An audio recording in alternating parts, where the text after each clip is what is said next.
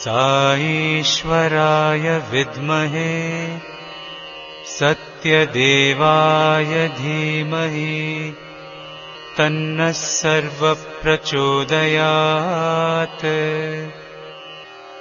ॐ साईश्वराय विद्महे सत्यदेवाय धीमहि तन्नः सर्वः प्रचोदयात्। ॐ साईश्वराय विद्महे सत्यदेवाय धीमहि तन्नः सर्वः प्रचोदयात्। ओम श्री साईं राम। भगवान बाबा के पावन चरणों में कोटि कोटि प्रणाम। आप सभी को सादर सप्रेम साईं राम। जैसे अभी शिवानी ने बताया, बहुत शुभ दिन है आज का दिन। इतने नए दिन प्रारंभ हो रहे हैं। नववर्ष हमारा विक्रम संवत का भी प्रारंभ हो रहा है, चैत्र के नवरात्रि भी प्रारंभ हो रहे हैं। वास्तव में बहुत शुभ दिन है और आज हम राम कथा रसवाहिनी का पारायण प्रारंभ करने जा रहे हैं। नाम ही कितना सुंदर दिया भगवान ने इसे, राम कथा रसवाहिनी। वह कथा जिसमें पूरी तरह राम का रस, भक्ति का रस, करुणा का रस निरंतर प्रवाहित हो रहा है। और हमें रामायण तो हमने कई पढ़ी हैं।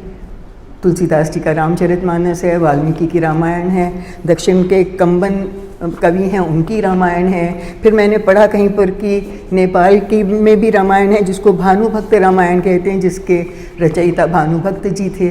कई रामायण हमने पढ़ी हैं, परंतु जो ऑथेंटिसिटी, जो विश्वसनीयता इस रामायण को, रामकथा रसवाहिनी को पढ़ने में है, वो अन्य कहीं नहीं मिल सकती, क्योंकि ये रामायण स्वयं राम ने लिखी है। हम सब कहते हैं ना, हमारे साईं त्रेता में राम थे, द्वापर में कृष्ण थे और कलयुग में साईं अवतार लेकर आए। तो जब अपनी जीवनी वो खुद लिख रहे हैं तो वहाँ पर तो कोई भी कुछ गलत होने का सवाल ही नहीं उठता। तो जो हमारे लिए इसकी ऑथेंटिसिटी है, इसकी विश्वसनीयता है, और किसी रामायण की नहीं हो सकती। श्री राम राम रामेति रमे रामे मनोरमे सहस्त्र नाम तत्तुल्यम राम नाम वरानने। इसमें पता चलता है कि राम नाम का कितना महत्व है। ये जो श्लोक है, ये शिव जी ने खुद पार्वती को बताते हुए बोला कि राम नाम जो है उसका एक बार का उच्चारण भी विष्णु सहस्त्र नाम के समान है, उसके तुल्य है। इतनी इस राम नाम की महिमा है। जब मैं इस विषय पर विचार कर रही थी तो मेरे मन में एक विचार आया जो मैं सोचा आप सबके साथ शेयर करूंगी। हम लोग देखिए शुरू से सुनते आए हैं कि जब हम किसी का अभिवादन करते हैं, अभिनंदन करते हैं, तो हम राम राम जी ऐसे कहकर करते थे। और जब शिरडी साईं आए तो हम उन्हें शिरडी बाबा या साईं बाबा कहते थे। हमारा परिचय साईं राम कब से बन गया, मैं सोच रही थी। साईं के साथ राम नाम जैसे जुड़ गया है। अब जब हम एक दूसरे को देखते हैं हम एकदम साईं राम कहते हैं। और ये कब प्रारंभ हुआ मुझे नहीं पता। क्यों साईं के साथ हमारा नाम हमेशा के लिए जुड़ गया, मुझे इसका उत्तर नहीं मिला। पर ये हमारा परिचय हो गया है, हमारी इंट्रोडक्शन हो गई है। कहीं पर भी हम जाते हैं तो साईं राम कहते हैं तो एक अंदर से अपनेपन की भावना आती है। हम अपने साईं से जुड़ जाते हैं, हमें लगता है हम एक ही परिवार के सदस्य हैं। वो प्यार अपने आप अंदर से उमड़ कर आता है जैसे हम साईं राम कहते हैं। जब मैं इस विषय पर चिंतन कर रही थी तो मुझे एक ही थोड़ा सा जवाब समझ में आया, गलत भी हो सकता है, आपको भी कोई इसके बारे में विचार आ सकता है। तो वही ये आया कि राम और शिव एक दूसरे के आराधक भी थे, आराध्य भी थे, एक दूसरे से बहुत प्रेम करते थे। हम जानते हैं ना कि साईं बाबा को तो हम शिव शक्ति अवतार मानते हैं, और उनका जो प्रेम है वो वहीं से स्पष्ट हो जाता है। जो अभी मैंने श्लोक बोला, श्री राम राम रामेति रमे रामे रामायण के, वो कहते हैं शिव जी कि मैं तो राम के नाम में हमेशा रमा रहता हूँ, कि सुमुखी मेरे को तो ये विष्णु के सहस्त्र नामों के समान लगता है। और साथ में हम ये भी जानते हैं कि जब सेतु बन गया था लंका को जाने के लिए, समुद्र पार करने के लिए, तो विभीषण की सलाह पर राम जी ने वहाँ पर शिवलिंग की स्थापना की थी। उसकी पूजा करने के बाद उन्होंने उस सेतु पर चढ़ना और उधर जाना प्रारंभ किया। तो ये उनका आपस का शायद प्यार था।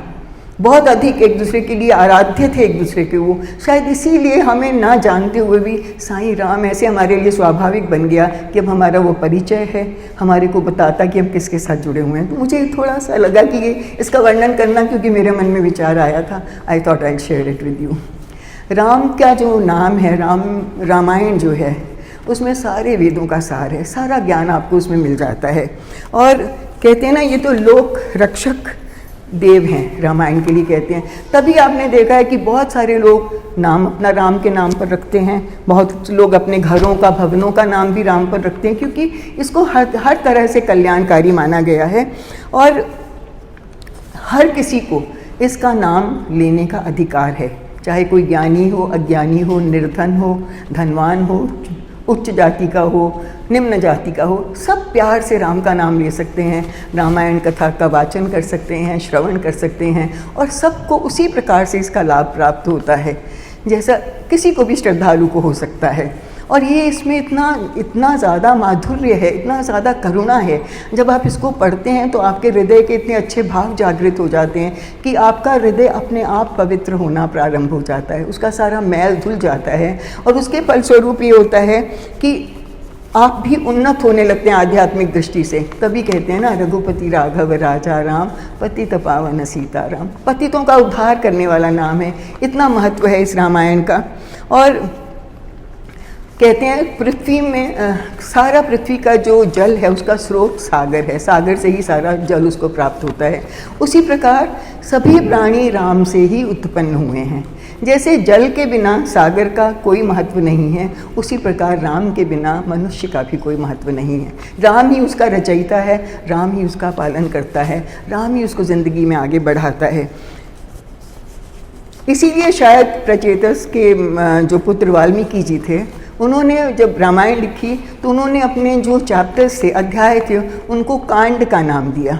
कांड का अर्थ होता है जल का विस्तार, जो होता है जल का विस्तार कांड होता है। क्योंकि कहते हैं ना, जैसे राम जल के बिना सागर का कोई महत्व नहीं है, उसी प्रकार राम के बिना मनुष्य का कोई महत्व नहीं है। और ये जल विस्तार इसलिए भी कहा गया क्योंकि हम कल्पना करते हैं, जब भी हम भगवान की कल्पना करते हैं तो हम उनका निवास सागर में देखते हैं। जैसे विष्णु को भी आप शेष शैया पर सागर में ही लेटे हुए पाते हैं। तो इस वजह से कांड का नाम दिया गया। पर एक और भी कांड का अर्थ है, क्योंकि रामायण में राम की कथा है तो सारी निहित है, तो कांड तो कहा ही गया। कांड का अर्थ गन्ना भी होता है, शुगर केन जिसे आप कहते हैं। गन्ने में आप देखते हैं कि उसकी विशेषता है, चाहे टेढ़ा मेढ़ा हो, कैसा भी हो, कहीं से भी काट कर उसको खाइए, उसके रस का माधुर्य वही रहता है, वो तो उसमें अंतर नहीं आता। सारे गन्ने में वो रस जो है व्याप्त है, समाया हुआ है। उसी प्रकार सारी रामायण में भक्ति और करुणा का रस व्याप्त है। और हमें जब हम राम की कथा का वाचन करते हैं, श्रवण करते हैं, हमें राम की जीवनी को एक साधारण व्यक्ति की जीवनी के बारे में समान नहीं लेना है, हमें उसके गहन अर्थ में जाना है। क्योंकि जब भगवान पृथ्वी पर अवतार लेकर आता है, उसका प्रत्येक कार्य, उसका प्रत्येक वचन सामान्य नहीं हो सकता, उसके पीछे कुछ गहन अर्थ होता है जिसे हमें समझना है। उसमें रामायण में हमें राम की कथा के साथ अन्य और कथाएं भी मिलती हैं, जैसे राक्षसों की कथाएं मिलेंगी, दुष्टों की कथाएं मिलेंगी। परंतु जैसे गन्ने के कण कण में रस है, उसी को हम लेते हैं, उसके छिलके आदि को फेंक देते हैं। जिस प्रकार मधुमक्खी जब फूलों का रस चूसती है, वो ये नहीं देखती कौन से रंग का फूल है, कौन सी जाति का फूल है, कौन से मौसम का फूल है, उसे तो सिर्फ रस लेना है। उसी प्रकार जैसे पतंगा जब लौ की ओर दौड़ता है, उसे नहीं होता कि मुझे मैं जल जाऊंगा, उसको वही आकृष्ट करती है। तो हमें भी अगर आकृष्ट होना है तो राम की महिमा में जो उसका मूल स्रोत है, जो उसमें शिक्षा है, उसको हमें प्राप्त करना, उसको ग्रहण करना है। और मैंने ये भी कहीं पर पढ़ा कि हमें अपने, जब हम राम की कथाओं के बारे में पढ़ते हैं, विवरण हमें सुनाई देता है किस किस समय पर उन्होंने कैसा व्यवहार किया, उसको अपने जीवन के प्रसंग के साथ जोड़कर देखिए। जैसा राम ने उस परिस्थिति में किया, वैसा मेरी परिस्थिति में अगर कोई अवसर आ जाता है तो मुझे कैसे रिएक्ट करना है, कैसे मुझे उसके लिए अपना जो भी अपने उसका उत्तर देना है, कैसे मेरा उसके प्रति मेरा कर्तव्य होना चाहिए। तो रामायण में देखा जाए तो पूरी तरह से हमारा निज धर्म क्या है, अपना कर्तव्य पालन की जो सीख है, वही उसका मूल्य शिक्षा है। उसको हम हर कहीं से पा सकते हैं अगर उस दृष्टि से हम उसे देखें, परंतु उसके लिए हमारे मन में रामायण के प्रति प्रेम और श्रद्धा बहुत ज़रूरी है, अन्यथा हम उसको ग्रहण नहीं कर पाएंगे। और जब कहते हैं ना, मनुष्य का अपना प्रयास और प्रभु की कृपा जब मिल जाती है, when the पुरुषार्थ मनुष्य का और प्रभु की कृपा मिल जाती है, तो कुछ भी असंभव नहीं रहता। हमें प्रयास केवल यही करना है कि हम प्यार से राम का नाम लें, राम की कथा से जो कुछ सीख हमें मिलती है उसको ग्रहण करें, और निर्मल मन से जब हम उसको ध्यान करते हैं, हमारे हृदय में जब करुणा और प्रेम का संचार होता है तो ईश कृपा भी हमें मिलती है। और जब ईश कृपा हमें मिलती है तो हमारा जो द्वैत के संसार में जो हमारे मन में अंधकार छाया हुआ है वो अपने आप निपट जाता है, छट जाता है, और हम अद्वैत की ओर चले जाते हैं। जब हमको अपने अंदर राम दिखते हैं, समस्त संसार में राम दिखते हैं, हमारे लिए सब कुछ राममय हो जाता है। तो उसके लिए प्रयास हमारा कृपा ईश्वर की, इन दोनों का होना आवश्यक है। और राम कोई साधारण नहीं है, वो सर्वव्यापी हैं, सर्वशक्तिमान हैं, सर्वज्ञ हैं, इसलिए उनके हर एक कार्य के पीछे एक गहन तात्पर्य भी है, उसे हमें सीखना है।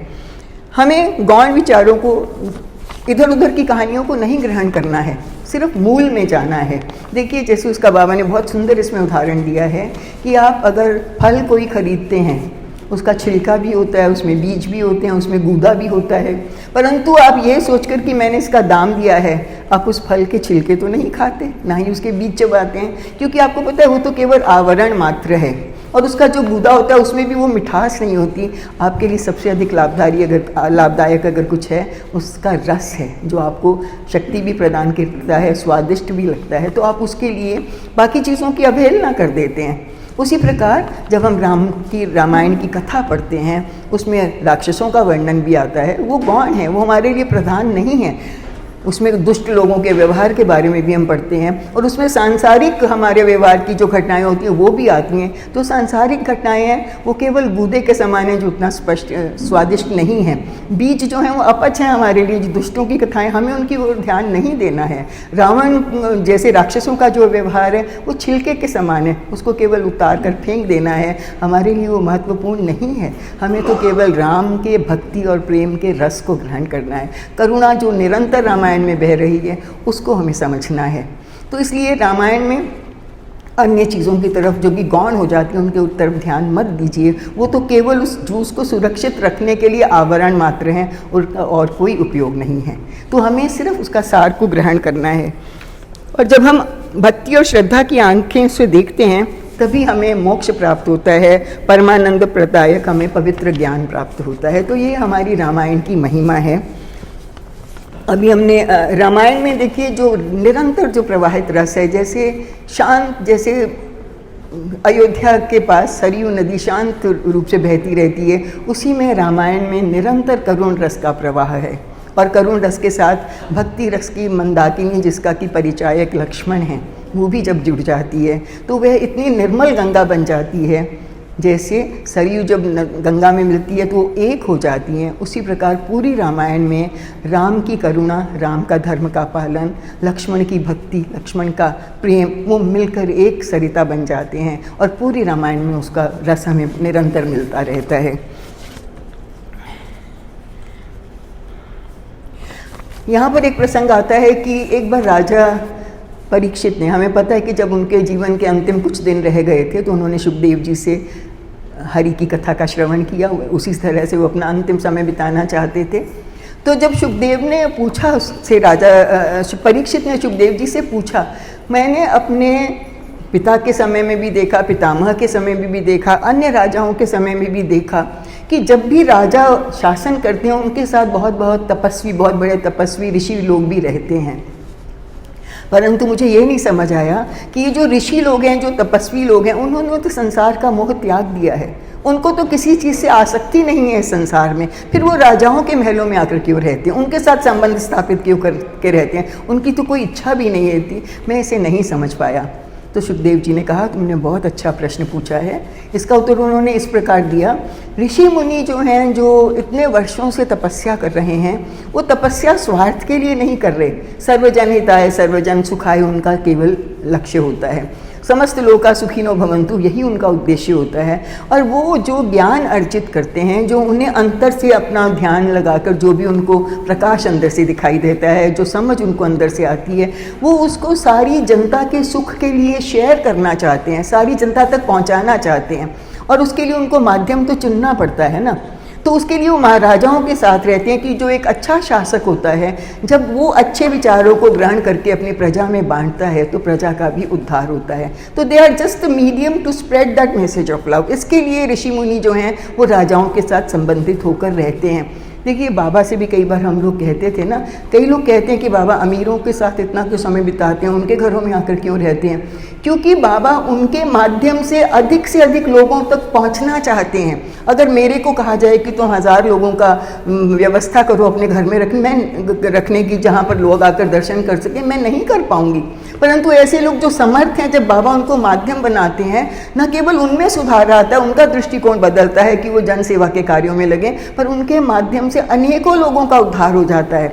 इसी प्रकार ऋषि लोग राजाओं के साथ संबंध रहते थे। और हमारे उस समय के राजाओं की विशेषता ये थी कि वो हर समय पर ऋषियों से मार्गदर्शन लेते थे कि मैं अपने राज्य को सुचारू ढंग से कैसे चलाऊं, किसमें मेरी प्रजा का भला होगा, किसमें मेरी प्रजा की उन्नति होगी। और उनकी शिक्षा केवल लेते नहीं थे, उस पर अमल भी करते थे। एक तो ये कारण हुआ। और दूसरा, उनका वहाँ पर राजाओं के साथ रहने का कारण, हमारे ऋषिगण इतने प्रबुद्ध थे, अंतर्दर्शी थे, भविष्य को देख पाते थे। जब उन्हें पता चल जाता था कि भगवान पृथ्वी पर अवतार लेने वाले हैं और इस रूप में लेने वाले हैं, इस राज्य में लेने वाले हैं, उनका सानिध्य प्राप्त करने के लिए वो पहले से ही वहाँ बस जाते थे, ताकि जब वो वहाँ पर पृथ्वी पर जन्म लेकर आएँ, उनका अधिक से अधिक उनको सानिध्य प्राप्त हो, उनके साथ वो रह सकें, उनका मार्गदर्शन करके विश्व कल्याण के काम कर सकें।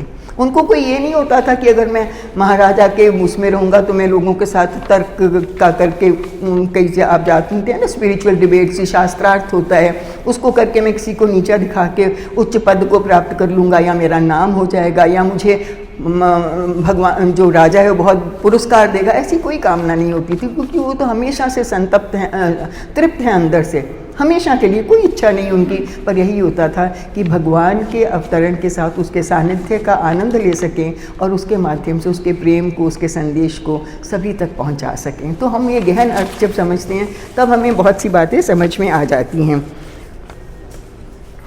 और ऋषि लोग जो हैं कहते हैं ना, महान पुरुष किसी की भी संगति में रहे वो अच्छे विचार ही फैलाएगा, वो कभी बुरे विचार नहीं फैलाएगा। तो चाहे राजा के साथ रहें, वो किसी के साथ रहें, उद्देश्य यही था अच्छे विचारों का विस्तार करना।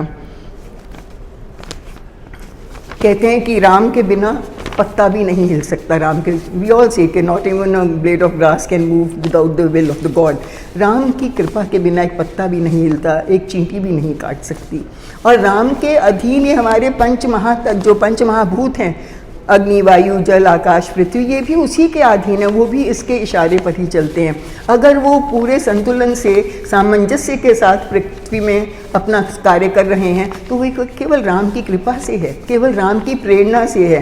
तो उसको भी हमें समझना है। राम उनको भी अपने प्रेम से, अपनी प्रेरणा से एक साथ काम करके विश्व कल्याण में लगाए हुए हैं। तभी कहते हैं राम बिना आराम नहीं। अगर ये राम का तत्व नहीं होगा तो ये सारी सृष्टि उथल पुथल हो जाएगी, इसमें बहुत ज़्यादा वो डिस्टर्बेंस आ जाएगी। तो राम का होना बहुत अधिक आवश्यक है। ये सारा विवरण तो हमारे प्रथम जो इसका था चैप्टर उसमें था। नेक्स्ट चैप्टर जो हमारे उसमें राजवंश के बारे में बताया गया है। उज्ज्वल पवित्र सूर्यवंश में एक पराक्रमी राजा हुए जिनका नाम था खतवंग, और उनका एक पुत्र था। ये जो राजा थे बहुत ही पूजनीय थे, अपनी प्रजा का बड़े प्यार से ध्यान रखते थे, उनके सुख दुख का हमेशा ध्यान रखना, और यहाँ तक कि जो आश्रम में ऋषि मुनि रहते थे उनका भी पूरा ध्यान रखना, ये भी देखना कि जो वेद पाठ है निरंतर होते रहें, वेदों का भी कहीं पर अवमानना ना हो, सब चीज़ों का वो ध्यान रखते थे। और इसलिए उनकी प्रजा उनसे बहुत प्रसन्न थी। ये तो रघुकुल के हमने जितने भी राजाओं के बारे में पढ़ा, ये सबकी यही विशेषता थी। उनका एक पुत्र था दिलीप नाम से। वो पुत्र भी पिता की तरह ही बहुत ही ज़्यादा विद्वान था, बहुत ही ज़्यादा लोगों का हितकारी था, और उसने धीरे धीरे अपने पिता के राज्य कामों में भी उनकी सहायता करनी प्रारंभ कर दी। और वो यहाँ तक कि वो प्रजा के दुख सुख देखने के लिए प्रजा में जाकर मिलता भी था लोगों से, ताकि उनको पता चले कि क्या समस्याएं हैं, फिर उनका समाधान करने के लिए लग जाता था। धीरे धीरे उसने भी प्रजा में अपना बहुत नाम बना लिया, प्रजा उसको भी बहुत प्यार करती थी, अपने पिता की सहायता करने लगा। और जब राजा ने देखा कि मेरा ये पुत्र अब इतना ज़्यादा ट्रेंड हो गया, एक तरह से सब योग्य हो गया हर दृष्टि से, तो उन्होंने सोचा कि अब इसका विवाह करके मुझे भी अपना इसको कार्यभार सौंप कर मुझे भी जाकर अपना अंतिम समय तपस्या करके आश्रमों में बिताना चाहिए, संतों की सेवा करनी चाहिए। यह सोचकर उन्होंने अपने मंत्रियों से कहा कि दिलीप के विवाह की व्यवस्था की जाए, उसके लिए वधू ढूंढी जाए और उसके बाद उसको राज्य सिंहासन सौंप दिया जाए, उसका राज्याभिषेक किया जाए। जब उन्होंने ऐसा सोचा तो सभी मंत्रियों ने भी उनकी इस बात का समर्थन किया। तब मगध देश की राजकुमारी सुदक्षिणा से उनका विवाह निश्चित हुआ। जैसे राजा दिलीप अपनी प्रजा की चिंता करने वाला था, उसी प्रकार सुदक्षिणा भी बहुत ज़्यादा प्रजा का ध्यान रखने वाली थी। पतिव्रता थी, सामान्य साधारण स्त्री थी, सब गुणों से संपन्न थी, हर प्रति की इच्छा का ध्यान रखती थी। दोनों ही बहुत अच्छे से राज्य चला रहे थे, पर कुछ समय के बाद, और क्योंकि राजा इतने अच्छे से राज्य चला रहे थे, वर्षा भी अधिक हुई, उपज भी बहुत अच्छी हुई, लोग सभी धन धान्य से समृद्ध थे, और उनके क्योंकि सब खुश थे तो सबके घरों में वेदों का उच्चारण भी होता था, यज्ञ भी होते थे, और निरंतर जो वातावरण है उसमें यज्ञ की ध्वनियाँ जब गुंजित होती थी तो बहुत ही मधुर लगता था, सब तरफ लगता था शांति और सुख है, आनंद है। परंतु फिर भी राजा दिलीप अंदर से बहुत चिंतित थे। इतने वर्ष हो गए थे विवाह को, परंतु उनके कोई संतान नहीं थी।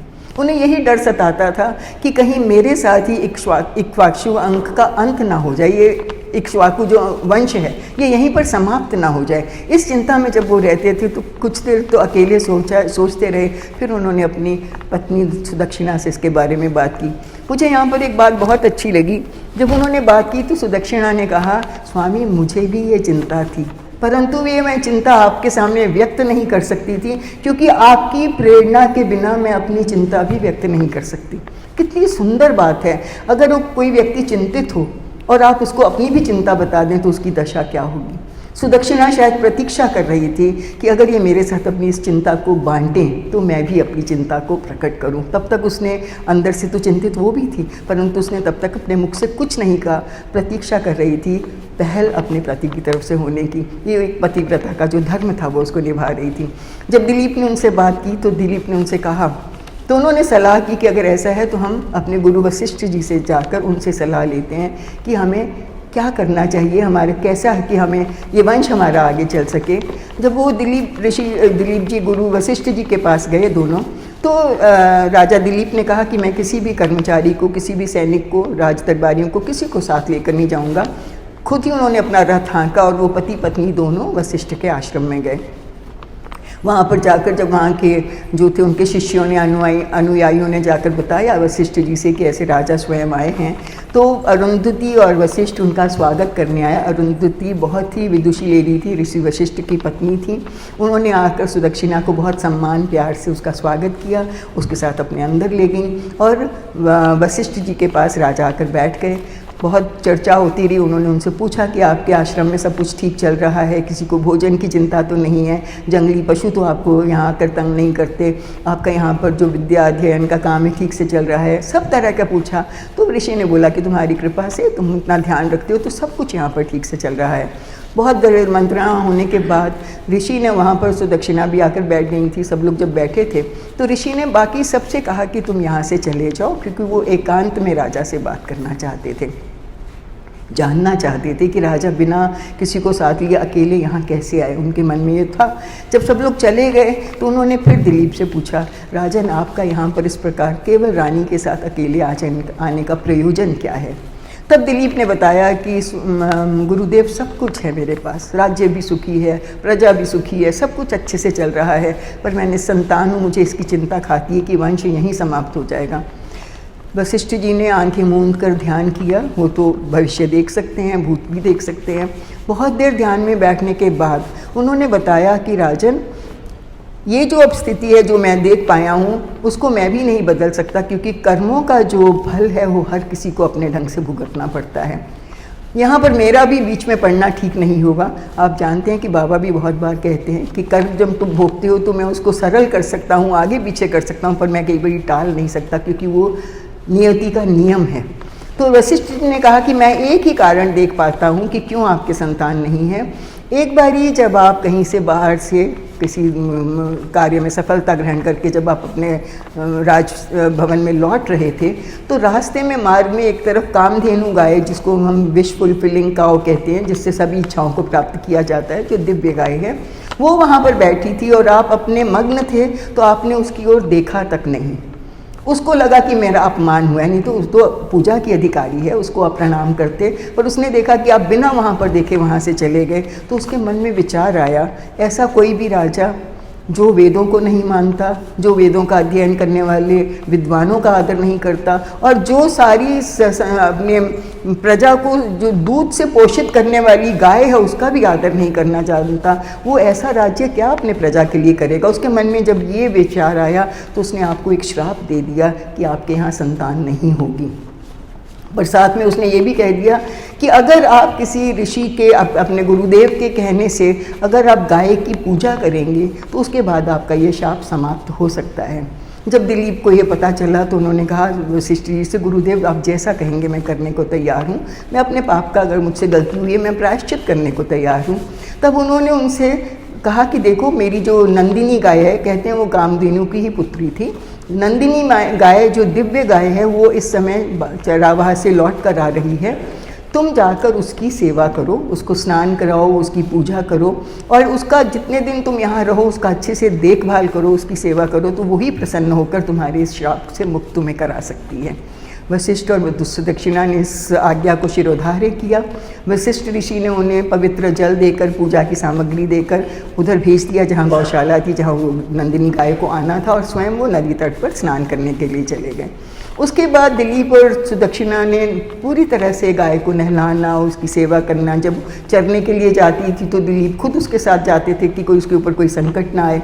इस प्रकार कई दिन उन्होंने उसकी सेवा की वहाँ पर रहकर। एक दिन ऐसा हुआ कि जब वो गाय चरने गई तो वहाँ पर एक शेर की दृष्टि उस पर पड़ गई। वो उसको अपना शिकार बनाना चाहता था। जब उसने उस पर हमला करने का प्रयास किया, उसको मारने का प्रयास किया, दिलीप ने पूरी तरह से लड़कर अपने प्राणों की चिंता नहीं की, उसकी रक्षा की। और एक स्थिति ये आई कि दिलीप ने अपने आप को उसके सामने ऑफर करने के लिए कि मैं तुम्हारे लिए आहार बन सकता हूँ, गाय को बचाने के लिए खुद को जब सामने प्रकट हो गए तो वो चाहे हिंसक पशु था पर वो भी धर्मनिष्ठ था। उसने उनका ये भावना देख कर कि गाय के लिए अपना भी जीवन का परित्याग करने के लिए तैयार है, उसने फिर उनको उसको गाय को उन्होंने कुछ नहीं कहा और वहाँ से वो वापस चला गया, उन दोनों को छोड़कर चला गया।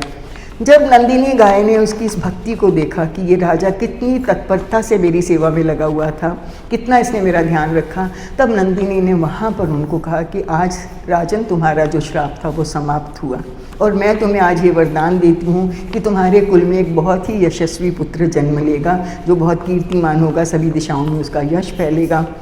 वहाँ राजा दिलीप और उनकी तो प्रसन्नता का ठिकाना नहीं था। सुदक्षिणा और जब आश्रम की ओर लौट रहे थे, उनके चेहरे की कांति ही अलग नज़र आ रही थी। वशिष्ठ ने दूर से देखा, वो तो वैसे भी अंतर्ज्ञानी है, सब कुछ समझ जाते हैं। वो मान गए कि इनकी अब इच्छा जो है पूर्ण हो चुकी है। जब उन्होंने आए तो वशिष्ठ ने भी उन्हें बहुत आशीर्वाद दिया और अपने राज्य में लौट जाने के लिए कहा। ये आशीर्वाद प्राप्त करके राजा दिलीप और वो सुदक्षिणा वापस आ गए। उसके कुछ समय बाद सुदक्षिणा गर्भवती हुई, 10वां महीना हुआ तो उन्होंने एक पुत्र को जन्म दिया। सारे राज्य में बहुत खुशी फैल गई, सारे लोग बिगुल बज रहे थे, नगाड़े बज रहे थे, बंधनवार लगाए गए थे, सभी लोग नृत्य कर रहे थे, संगीत कर रहे थे, सभी लोग आनंदित थे। तब उन्होंने दिलीप ने कहा कि मंत्री से कि तुम खुद जाकर इसकी घोषणा सारी प्रजा में करो। जब उनकी प्रजा में घोषणा की गई, सबका आनंद का पारावार नहीं था। और फिर 10वें दिन गुरु को बुलाकर उनका नामकरण किया गया और उनका नाम रघु रखा गया। उन्हीं के नाम से रघुवंश हमारा प्रसिद्ध हुआ। रघु भी बहुत ही अच्छे राजा थे, बहुत प्रजा का ध्यान रखते थे। उनका ध्यान था कि मेरी प्रजा धर्म के मार्ग पर भी चले, नैतिक भी गुण उसमें होने चाहिए, सब चीज़ का ध्यान रखते थे। और जब वो इस प्रकार बहुत अच्छे से राज्य कर रहे थे, और क्योंकि वो किसी को सताकर कोई कर नहीं लेते थे, इस तरह से अच्छा राज्य चलता था कि प्रजा भी बहुत खुश थी। तो उसके बाद एक बार उनके I just see where I am. उनके फिर हाँ, एक जब ऐसे राज्य चल रहा था तो वरतंतु ऋषि कोई थे, उनका शिष्य कौत्सु जो शिक्षा ग्रहण कर चुका था, वो वहाँ पर रघु के पास आया आश्रम में। उसने गुरु को गुरु दक्षिणा देनी थी और वो राजा से कोई सहायता चाहता था कि वो गुरु दक्षिणा के लिए कुछ सहायता कर सके। जब उनको ये पता चला तो उन्होंने बहुत सारा उसको धन दिया और वो इतना प्रसन्न हुआ क्योंकि उसको पता था कि ये धन जो राजा ने दिया इसमें किसी का आह नहीं है, किसी को सता कर कमाया गया नहीं है, पूरे धार्मिक रीति से कमाया गया धन है, लोगों को सुख देने के बाद। और जो मुझे दिया है इसमें किसी तरह का भी कुछ भी गलत हो ही नहीं सकता, और कितनी दयालु है, कितने प्रेम से उन्होंने मुझे दिया। तो वो इतना प्रसन्न हुआ कि उन्होंने फिर उनको एक आशीर्वाद दिया कि तुम्हारा बहुत ही यशस्वी पुत्र होगा जिसमें खुद नारायण भी, या तुम्हारे कुल में तो खुद नारायण भी आकर जन्म लेंगे। जब ये आशीर्वाद उसको मिला, खुश हुए बहुत ज़्यादा रघु। उसके कुछ समय बाद रघु का पुत्र हुआ और उनको जब उन्होंने बुलाया, नामकरण करवाया गया तो उसका नाम अजय रखा गया। अजय का जब नाम रखा गया, वो भी इन सभी का अगर आप पढ़ेंगे विवरण रही है कि प्रजा की सेवा करने वाले, प्रजा को संतुष्ट करने वाले, ऋषि मुनियों का आदर करने वाले, विधि विधान से यज्ञ आदि करने वाले, सभी राजा ऐसे थे। तो अजय भी ऐसा ही था राजा।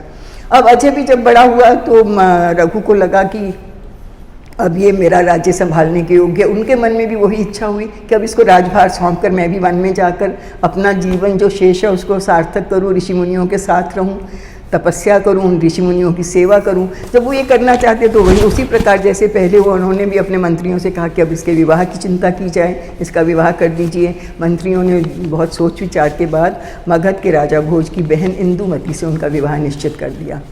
आज अभी अपने बहुत प्यार से अपना राज्य चलाता था, सब कुछ ठीक ठाक चल रहा था, बहुत प्रसन्न था।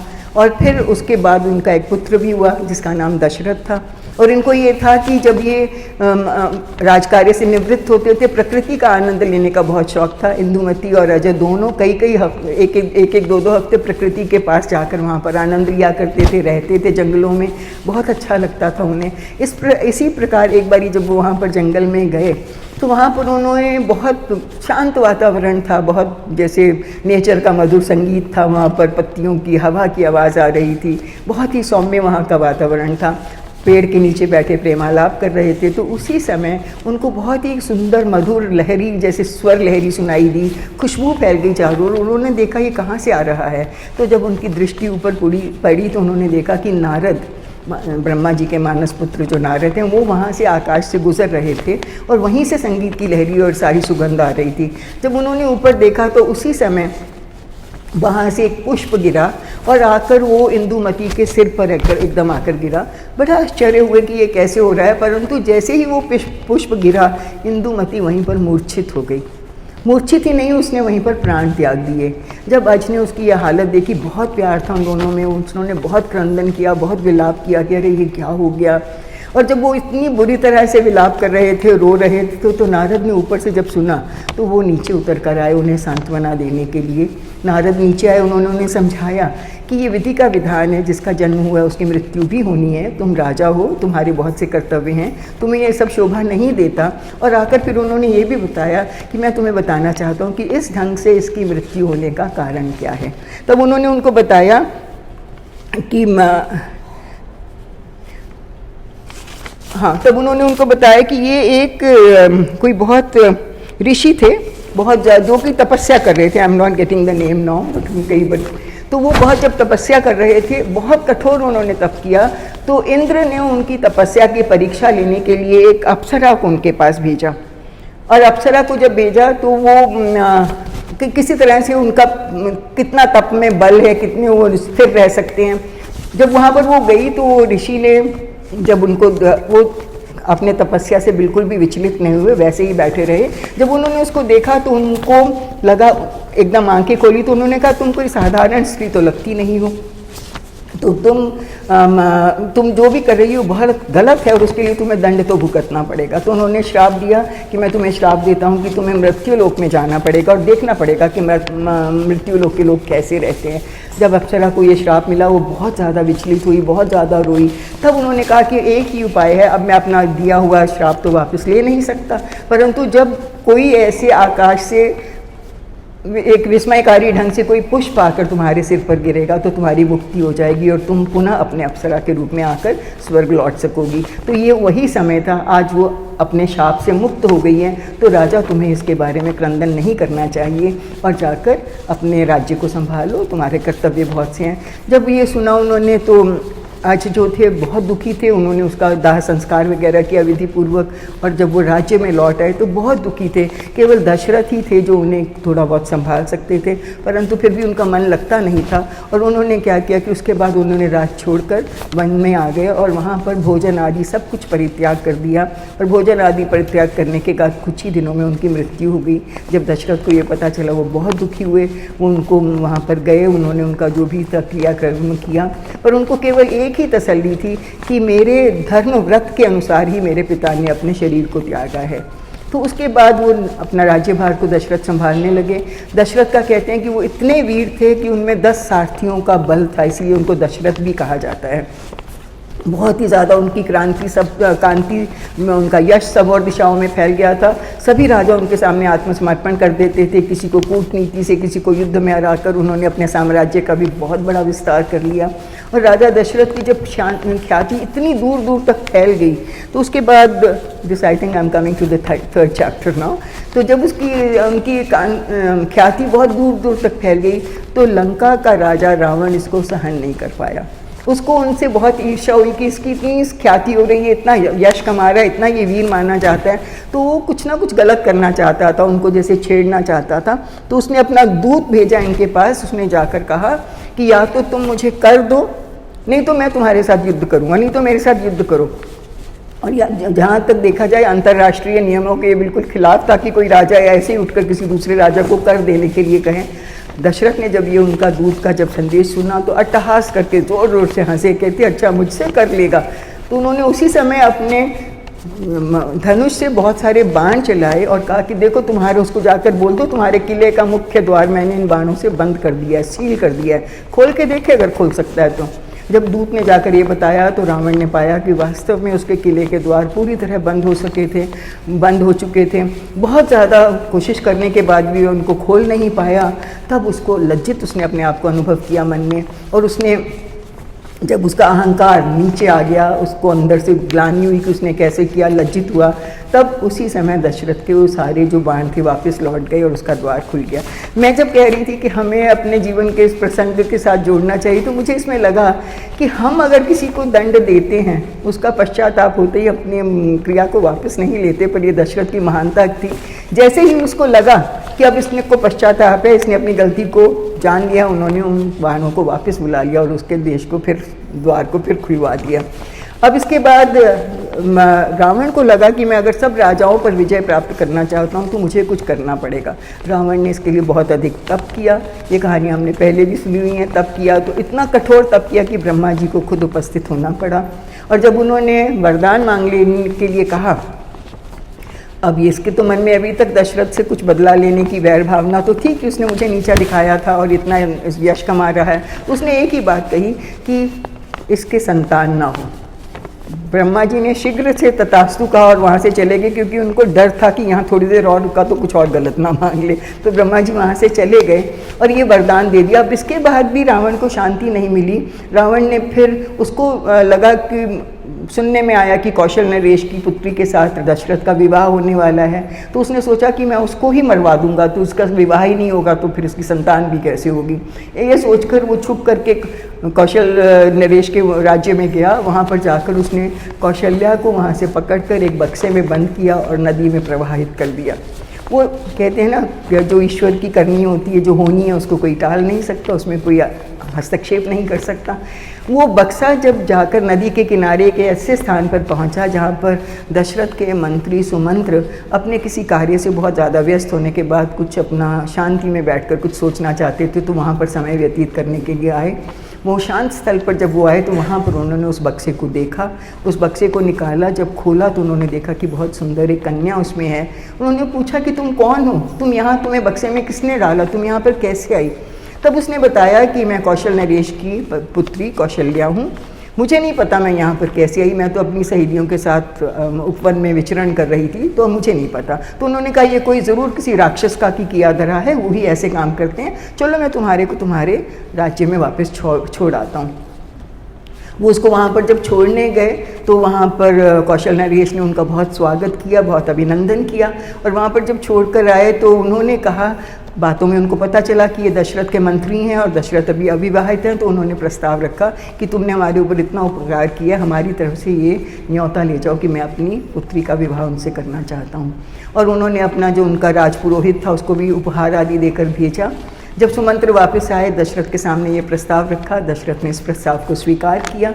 और स्वीकार करने के बाद जब उन्होंने अनुमति दे दी तो उन्होंने अपने पुरोहित को फिर बहुत सारे उपहार देकर कौशल नरेश के पास भेजा। वहाँ पर ये रिश्ता पक्का हुआ। वहाँ पर कौशल्या की जब शादी का सब कुछ तैयारियां हो रही थी तो कौशल नरेश ने सुमंत्र से कहा कि तुम्हारे ही कारण मेरी कन्या मेरे घर तक वापस आई, ये सब कुछ जो हो रहा है उसमें तुम ही कारण हो, तो मैं तुमसे एक अनुरोध करता हूँ कि तुम भी यहाँ के राज्य की किसी कन्या से विवाह करो। तो उन्होंने, जब दशरथ ने भी इसकी अनुमति दे दी, सुमंत्र भी मान गए। तो वहाँ गर्ग वंश के एक जो थे कोई पुरोहित थे, उनकी लड़की के साथ उनका सुमंत्र का भी विवाह निश्चित हो गया। 3 दिनों तक बहुत अधिक वहाँ पर दोनों का एक ही समय, एक ही स्थान पर, एक ही विधि से उसका राजा का और मंत्री का दोनों का विवाह संपन्न हुआ। 3 दिन तक वहाँ बहुत उत्सव मनाया गया। फिर जब वो उनको लेकर वापस आ रहे थे तो बहुत, अयोध्या जब लौटे तो वहाँ पर भी लोगों के हर्ष का पारावार नहीं था, सब लोग बहुत प्रसन्न थे सभी। और जब ये जा रहे थे तो लगता था मानो आकाश में तारे चमक रहे, इतनी उनकी दीप्तिमान उनका यात्रा थी। जब ये सारे पहुँचे सभी बहुत खुश थे, बहुत अच्छे से समय चल रहा था। परंतु फिर वही सब कुछ होने के बावजूद दशरथ निराश थे, क्योंकि शादी को इतने वर्ष हो गए थे, संतान नहीं थी। कौशल्या ने अपने पति के दुख को समझा। उसने कहा कि इसमें कोई हर्ष नहीं है, आप दोबारा विवाह कर लीजिए। उसकी भी जब उनको अनुमति मिल गई, उन्होंने फिर निर्णय लिया। फिर उन्होंने दूसरी शादी की, जो हम सब जानते हैं, सुमित्रा से उनका विवाह हुआ। सुमित्रा भी बहुत अच्छे स्वभाव की थी, सबके साथ मित्रता का भाव रखती थी। जब उनका विवाह सुमित्रा के साथ हो गया तो उसके बाद उन्होंने सुमित्रा के साथ बहुत प्यार से रहती थी। कौशल्या और सुमित्रा, कोई मतभेद नहीं था, दोनों पति की सेवा करती थी, आज्ञा का पालन करती थी, हमेशा उनको खुश रखने का प्रयास करती थी। फिर इतना समय बीत गया, फिर भी कोई संतान की उम्मीद नहीं थी। तभी उनको कैकेय नरेश, कश्मीर के कैकेय नरेश की बेटी केका का उनको प्रस्ताव आया। शादी का बहुत लावण्यमयी थी, सुंदर थी, दशरथ विवाह करना चाहते थे। परंतु राजा ने एक, वहाँ कैकेय नरेश ने एक शर्त रख दी थी कि मैं इस शर्त पर शादी करूंगा कि इसका पुत्र ही आपका उत्तराधिकारी बनेगा, वही आपके बाद राज्य संभालेगा। दशरथ इस बात से दुखी थे, क्योंकि वो तो नहीं कह सकते थे कि उसी को बनाया जाएगा। परंतु जब कौशल्या और सुमित्रा को ये पता चला कि दशरथ भी उनसे विवाह करना चाहते हैं, पर इसी वजह से वो नहीं कर पा रहे हैं, तो उन्होंने सलाह की। उन्होंने कहा इसमें कोई हर्ष नहीं है, पति की खुशी में हमारी खुशी है, हम इन्हें आज्ञा देते हैं कि ये करें। जब उन्होंने भी अपनी स्वीकृति दे दी तो दशरथ को और इससे थोड़ा सा सांत्वना मिली, जो और उनका उत्साह और बढ़ा। तो उन्होंने फिर इन दोनों की अनुमति से फिर कैकेयी से इनका विवाह हुआ। और इन्होंने, दोनों रानियों ने ये सोचा कि रघुवंश का जो भी राजकुमार होगा वो कभी भी किसी भी दृष्टि से आचरण में गलत नहीं हो सकता। तो चाहे कैकेयी का हो, कौशल्या का हो, सुमित्रा, क्या फ़र्क पड़ता है, वो होगा तो रघुकुल के गुणों से ही संपन्न। ये सोचकर उन्होंने भी अपनी अनुमति दे दी थी। अब कैकेयी का भी विवाह हो गया। तीनों रानियाँ बहुत अच्छी तरह, बड़े प्यार से रहती थीं। अब परंतु वो चिंता समाप्त नहीं हुई। इनको लगा, राजा दशरथ को और रानियाँ, इनको लगा कि हम तो वृद्धावस्था की ओर अग्रसर हो रहे हैं। फिर वहीं के वहीं निराशा, हमारी ये आशा कब पूर्ण होगी।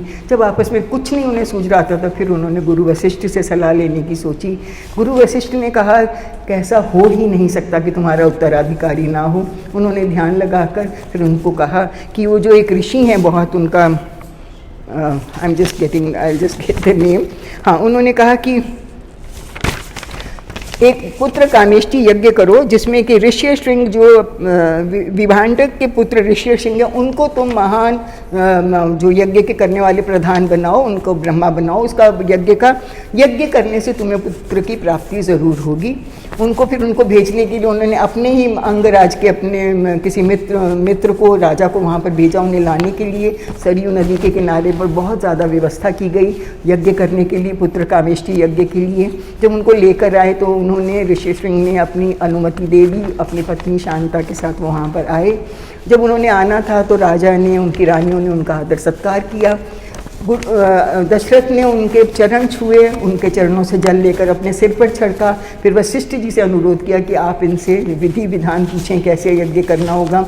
सभी को अपने अपने स्थान पर बिठाकर ऋषि ने अच्छे से ऋषि श्रृंग ने बहुत अच्छे से बताया कि कौन कहाँ कहाँ बैठेगा, कौन पुरोहित क्या करेगा, कैसे यज्ञ होगा, हर एक चीज़ समझा दी। और ये निश्चित हो गया कि अगले दिन 7 बजे सवेरे यज्ञ का आयोजन किया जाएगा। प्रसन्न मन से सब लोग अपने घर गए। अगले दिन सवेरे जब ये रानी और ऋषि पत्नी और राजा आए तो उनके लिए अलग शिविर का प्रबंध किया जहाँ बिठाया गया।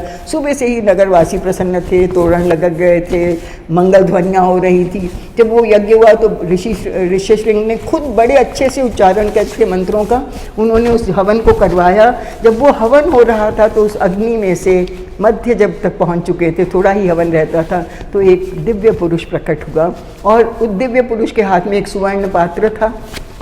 और उसने फिर वहाँ पर इतने में ही आकाशवाणी से एकदम प्रलयंकारी जैसे घोषणा होती है हुई कि हे राजन, ये जो दिव्य पात्र है, ये प्रसाद है, इसको तुम ग्रहण करो, अपनी रानियों को समान अनुपात में जाकर वितरित करो, अवश्य ही तुम्हारी इच्छा की पूर्ति होगी। राजा बहुत प्रसन्न हुए। रानियों की आंखों से भी अश्रु धारा प्रवाहित हो रही थी। उन्होंने शत नमन किया ऋषि को, उस दिव्य पुरुष को नमन किया। राजा ने वो प्रसाद का कटोरा ग्रहण किया। सब बहुत प्रसन्न मन से फिर सारे लोग चले गए और राजा रानी भी अपने महल में वापस आ गए। और उसके बाद अगली जो कथानक है अगले चैप्टर में कोई और आपको बताएगा कि कैसे उसको उन्होंने ग्रहण किया, कैसे प्राप्ति हुई। यहाँ तक ये 3 अध्याय मुझे पता है कि हमें ये बहुत जल्दी में समाप्त करना है, बहुत कुछ रह भी जाता है, पर इसका सार यही था जो मैंने आपको बताया। साईं राम। बोलो श्री रामचंद्र की जय, पवन सुत हनुमान की जय। यहाँ पर इसको विराम देते हैं। ओम श्री राम जय राम जय जय राम।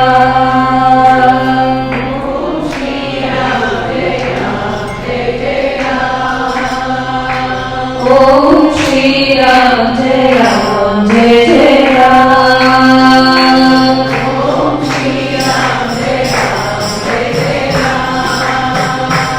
ओम श्री राम जय राम जय जय Ram.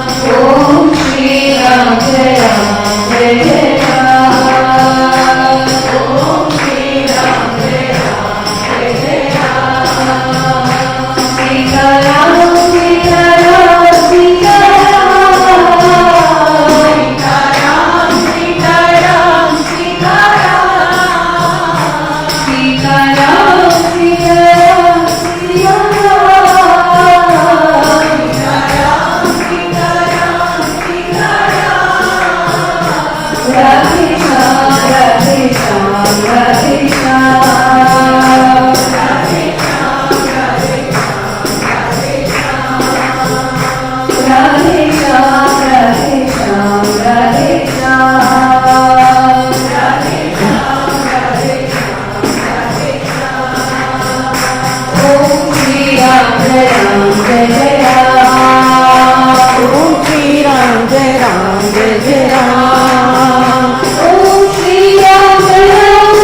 Ram.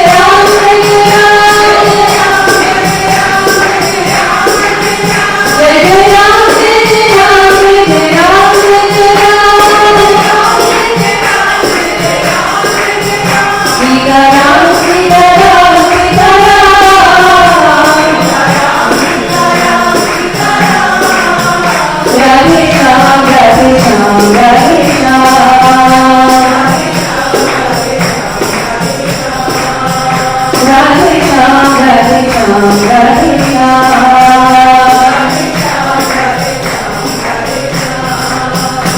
Om Shri Ram, Jai Ram. Om Sai Ram. अभी तक आपने कथा सुनी कि महाराज दशरथ पुत्र विहीन थे और उन्होंने पुत्र प्राप्ति के लिए पुत्र कामेष्टि यज्ञ किया, जिसे ऋष्यशृंग ऋषि ने करवाया। और उसके पश्चात आगे की कथा अब आप सुनिए।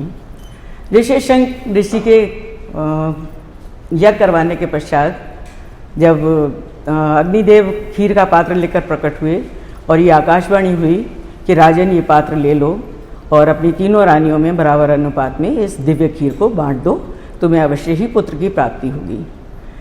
ऐसा करने के उपरांत महाराज ने दिव्य खीर का पात्र ले लिया और अपने परिवार सहित अपने महल में चले गए। उसके पश्चात जैसा कि गुरुदेव ने बताया था, वशिष्ठ जी ने, रानियों ने स्नान आदि किया और उसके पश्चात वो महल में प्रतिष्ठित कुलदेव के मंदिर में आईं और वहाँ पे उन्होंने पूजा पाठ करने के बाद उन्हें खीर के पास 3 कटोरे में खीर रखी गई थी और उन्हें वो 3 कटोरे राजा को बुलाकर उन्होंने कहा कि हे राजन, आओ और अपनी रानियों को ये खीर वितरित कर दो। सबसे पहले कौशल्या को, उसके बाद सुमित्रा को और उसके बाद केकई को। राजा भीतर आए, उन्होंने उनके आदेश का पालन किया और तीनों में खीर को बांट दिया। रानियों ने खीर का प्याला लेने के पश्चात महाराजा वशिष्ठ को और दशरथ जी को प्रणाम किया। लेकिन तभी दशरथ जी ने बताया कि वशिष्ठ जी ने रानियों को निर्देश दिया कि ये खीर खाने से पहले आपको ऋष्यशृंग ऋषि का आशीर्वाद अवश्य लेना होगा, क्योंकि यज्ञ उन्होंने ही करवाया था, तभी ये सफल होगा। उसके पश्चात रानियाँ अपने बाल सुखाने के लिए ऊपर चली गईं। कौशल्या और केका ने तो अपने खीर के प्याले मंदिर में सुरक्षित रूप से रख दिए, लेकिन सुमित्रा किसी उधेड़ बुन में थीं और वो उस चक्कर में अपना खीर का प्याला लिए हुए ही छत पे चली गईं और जाके उन्होंने मुंडेर पे रख दिया। मुंडेर पे रखने के पश्चात वो अपने बाल सुखाने लगीं, परंतु लगातार उन्हें एक विचार परेशान करता रहा कि मैं तो दूसरी रानी हूँ, मेरे पुत्र का क्या होगा। राजगद्दी या तो बड़ी रानी के पुत्र को मिलेगी या छोटी रानी के पुत्र को, क्योंकि छोटी रानी ने तो उनसे वचन ले लिया था। वो इसी उधेड़ बुन में थीं, लेकिन तुरंत ही उन्होंने अपने मन को समझा लिया कि होगा तो वही जो ईश्वर की इच्छा होगी। अतः ये सोचकर वो खीर का प्याला उठाने के लिए गई। लेकिन जैसे ही वो खीर का प्याला उठाने वाली थी, तब भी एक गिद्ध पक्षी उड़ता हुआ आया और उसने पंजा मारा और चोंच में अपनी बर्तन को लेकर कहीं दूर उड़ गया। अब रानी सुमित्रा को बहुत परेशानी हुई, बहुत पश्चाताप हुआ, तो इससे दुविधा में पड़ी हुई वो सीधी बहन कौशल्या के पास गई और उन्हें संपूर्ण घटना बताई। तभी केका भी अपना खीर का प्याला लिए हुए वहाँ पे आ गई और तीनों रानियों में इतना ज़्यादा प्यार था कि लगता ही नहीं था कि ये रानियाँ हैं या बहनें हैं। इस प्रकार से कौशल्या और केका ने तय किया कि राजा को पता लगेगा तो अफसोस होगा, उन्हें बहुत दुख होगा। राजा को ना पता लगे तो उन्होंने अपने अपने हिस्सों की खीर एक और प्याले में करके सुमित्रा को दे दी और उनसे कहा, जब मंगलोच्चार करेंगे गुरुदेव या ऋष्यशृंग, तब आप भी इस प्याले को लेके बैठ जाना।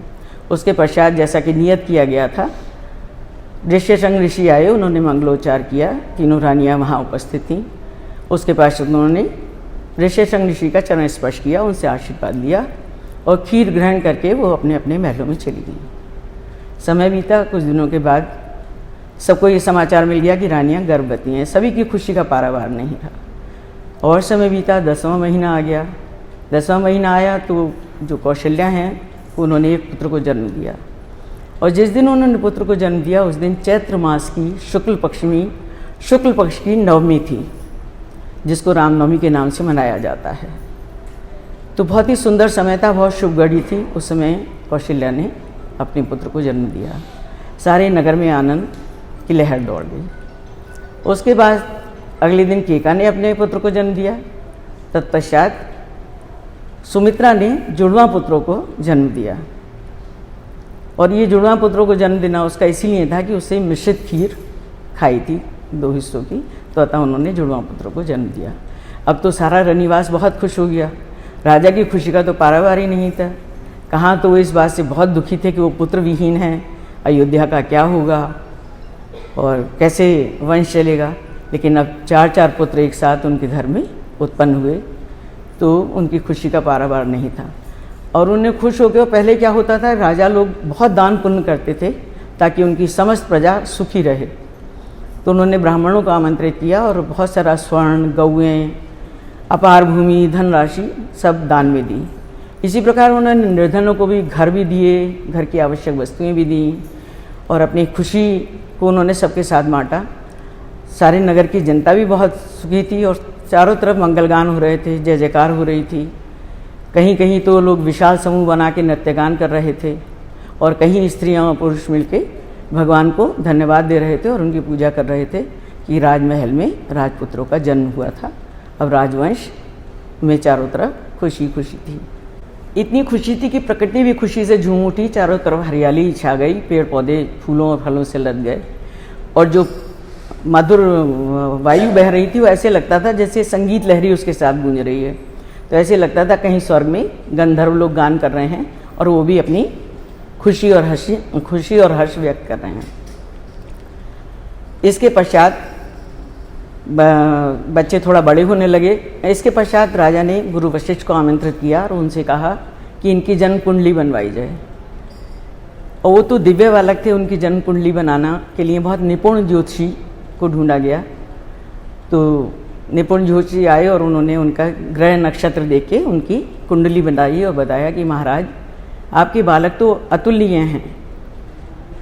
तो उन्होंने सब कुछ देखने के बाद बताया कि जो कौशल्या का पुत्र है बहुत ही शुभ घड़ी में पैदा हुआ है। और इस प्रकार से उन्होंने सबकी गणना करने के बाद सबकी कुंडली बनाई और सबको उसका परिणाम सुनाया। तो सभी लोग बहुत प्रमुदित हो गए।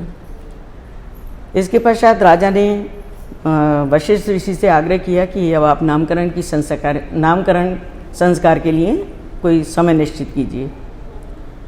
तो वशिष्ठ जी ने अपनी आंखें मूंदी, थोड़ी देर ध्यान में रहे और उसके बाद उन्होंने बताया कि महाराज कौशल्या के जो पुत्र हुआ है उसके 11वें दिन का समय बहुत शुभ मुहूर्त होगा, अतः उस दिन नामकरण संस्कार किया जाएगा। तो इस तरीके से पहले राज्यों में हमेशा विद्वानों का बहुत सम्मान होता था और उनकी सलाह से ही राजन लोग सब काम करते थे।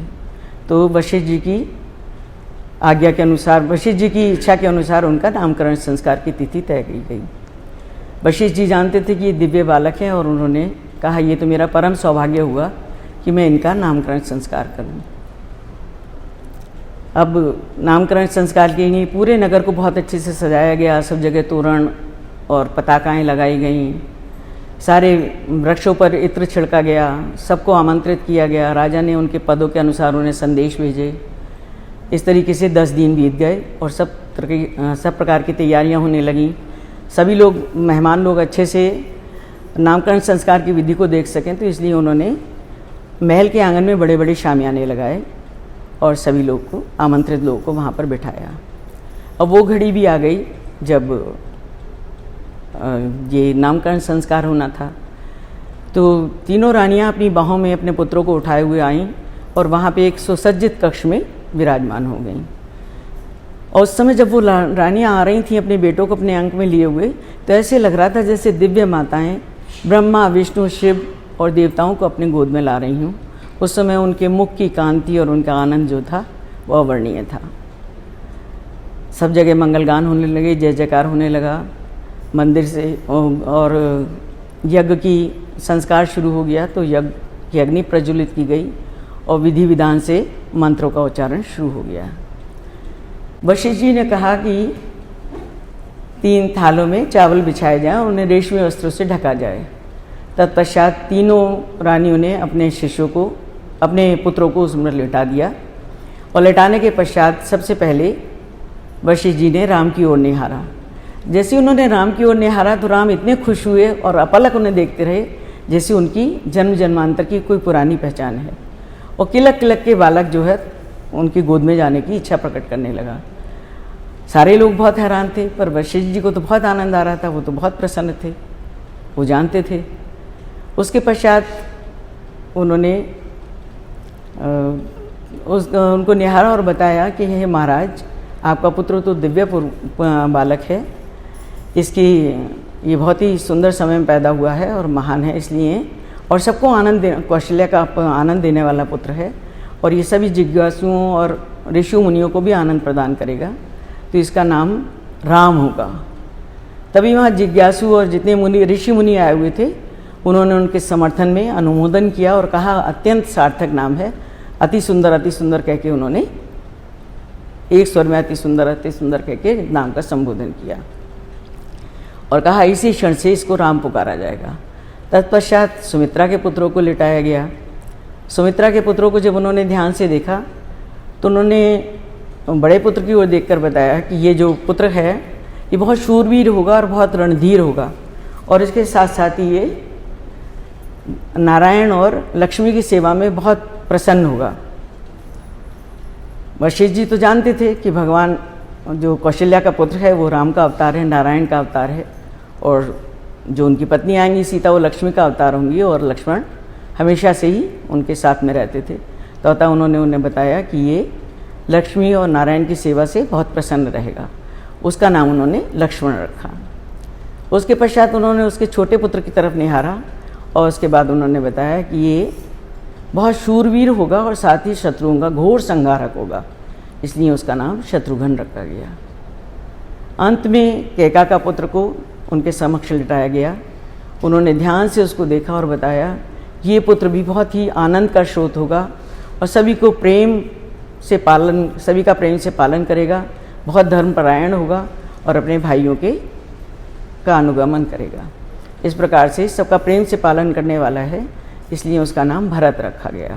भरत का अर्थ है सभी का भरण पोषण करने वाला। अब चारों का जब नामकरण संस्कार हो गया तो सभी लोग बहुत खुश हुए और स्त्रियों ने मंगलगान किया, आरतियाँ उतारी। उसके पश्चात रानी अपने महल में आई, लेकिन महाराज ने एक विशाल भोज का आयोजन किया हुआ था तो सबको भोज में आमंत्रित किया गया और सबने भोजन ग्रहण करने के बाद बच्चों को बहुत बधाइयाँ दी। सभी लोग बहुत खुश थे, चारों तरफ मंगल ही मंगल था। लेकिन राजा ने भी उन्हें शिष्टाचारवश जितने भी लोग आए थे, जितने भी मंत्रीगण उनके सगे संबंधी थे, सबको अत्यंत अमूल्य उपहार भेंट किए और उनको शिष्टतापूर्वक विदा किया। साथ ही उन्होंने पुनः फिर अपने यहाँ के जितना भी जन समाज था उनको भी उन्होंने गौएँ, अपार धन भूमि, घर आदि प्रदान किए। तो इस प्रकार से जितने भी रघुवंशी राजा थे बहुत दानी थे और हमेशा वही ध्यान रखते थे कि उनकी प्रजा उनके पुत्रों के समान ही खुश रहे और अपने पुत्रों के समान ही प्रजा का पालन करते थे। और प्रजा भी इसलिए बहुत खुश थी कि राजा के यहाँ पुत्र पैदा हुए हैं तो उन्हें ऐसे लगता था जैसे अपने ही यहाँ पुत्र पैदा हुए हैं।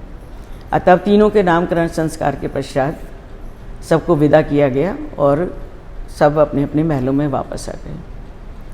उसके कुछ दिन ऐसे ही समय बीता और महारानियाँ बहुत ही लाड़ दुलार से अपने बच्चों की देखभाल करती थीं और इतना प्रगाढ़ प्रेम करती थी कि उन्हें अपनी तो सुध-बुद्धि नहीं रहती थी, सारा टाइम बच्चों के साथ उन्हें लगे रहना, उन्हें नहलाना, धुलाना, खिलाना, पिलाना और लोरियाँ गा कर पालने में झुलाना तो उन्हें बहुत ही पसंद था। उसमें तो उन्हें स्वर्गीय आनंद की अनुभूति होती थी। इस तरीके से कुछ समय बीता, लेकिन तभी एक घटना घटी।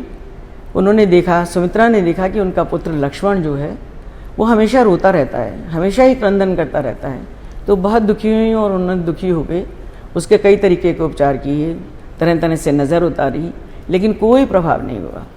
और वो समझ गई कि ये इसका जो रोग है, इसकी जो तकलीफ़ है वो मेरी समझ से परे है। तो उन्होंने ऋषि वशिष्ठ को आमंत्रित किया। ऋषि वशिष्ठ आए और उन्होंने देखकर कहा कि माता आपके शिशु की जो परेशानी है वो अलौकिक है और आप उसका लौकिक उपचार कर रही हैं, तो ये कैसे ठीक हो सकता है। आप मेरा कहना मानिए और पुत्र को, अपने पुत्र लक्ष्मण को राम के बिछौने पर जाकर लिटा दीजिए। यही उसकी एकमात्र औषधि है और आप देखिएगा वो तुरंत ही प्रसन्न हो जाएगा और ठीक हो जाएगा। सुमित्रा को अपने बच्चों की बहुत चिंता थी, इसलिए उन्होंने उनकी आज्ञा का पालन करते हुए अपने पुत्र लक्ष्मण को राम के बिछौने पर लिटा दिया। जैसे ही उन्होंने राम के पालने पर लिटाया उन्हें, तो देख के आश्चर्य में पड़ गई कि लक्ष्मण जो इतनी देर से रोए जा रहा था वो अभी खुशी से किलकारी मारने लगा, खेलने कूदने लगा और बिल्कुल मस्त हो गया और ऐसे लग रहा था जैसे दोनों भाई परम आनंद में डूबे हुए हैं। यही हाल शत्रुघ्न का भी था, तो वो काफ़ी व्यथित रहती थी, क्या करूं। तो उन्होंने महाराज गुरु वशिष्ठ से कहा कि इसको भी देखिए और इसका भी कुछ उपचार कीजिए और इसको भी आशीर्वाद दीजिए। तो उन्होंने उसको भी देखा और उन्होंने कहा कि माता आपके पुत्र तो राम और भरत के पास ही रहकर खुश रहेंगे, इसलिए आप इसे ले जाइए और भरत के बिछौने पर लटा दीजिए, ये भी ठीक हो जाएगा। और उसके बाद वो अनेकों आशीर्वाद देकर चले गए। लेकिन उन्होंने ये बता दिया एक तरीके से कि ये राम के पास खुश रहेगा और ये भरत के पास, इसलिए अब आप बिल्कुल चिंता ना करें। इसी तरह समय बीतता गया। तो वो कभी राम के कभी वो कौशल्या के कक्ष में रहती थी अपने बच्चों का पालन करने के लिए, और कभी केका के पास। उनके पास अपना तब कोई काम नहीं था। लेकिन जब भी वो एकांत में बैठती थी तो उन्हें ये सोचकर बहुत दुख होता था कि मैंने 9 महीने तक बच्चों को गर्भ में धारण किया, प्रसव पीड़ा भी सही, लेकिन ये मेरे शिशु हैं कि मेरे पास खुशी नहीं रहते, औरों के पास खुश रहते हैं, ऐसा क्यों है। फिर वो गुरु वशिष्ठ के पास गई। गुरु वशिष्ठ ने उन्हें बताया कि माता, आपके पुत्र, आपका जो पुत्र लक्ष्मण है वो राम का अंश है, और जो शत्रुघ्न है वो भरत का अंश है, इसलिए वो उन्हें उन्हीं के पास रहने दीजिए, वो सदा खुश रहेंगे। तब उन्हें एकदम याद आया कि हाँ, ये बिल्कुल सत्य है। उन्हें वो बात याद आई जब कौशल्या और केका ने उन्हें अपनी अपनी खीर में से अपने हिस्से की खीर दी थी, और उस दिव्य खीर को प्राप्त करने के बाद ही उन्होंने गर्भ धारण किया था।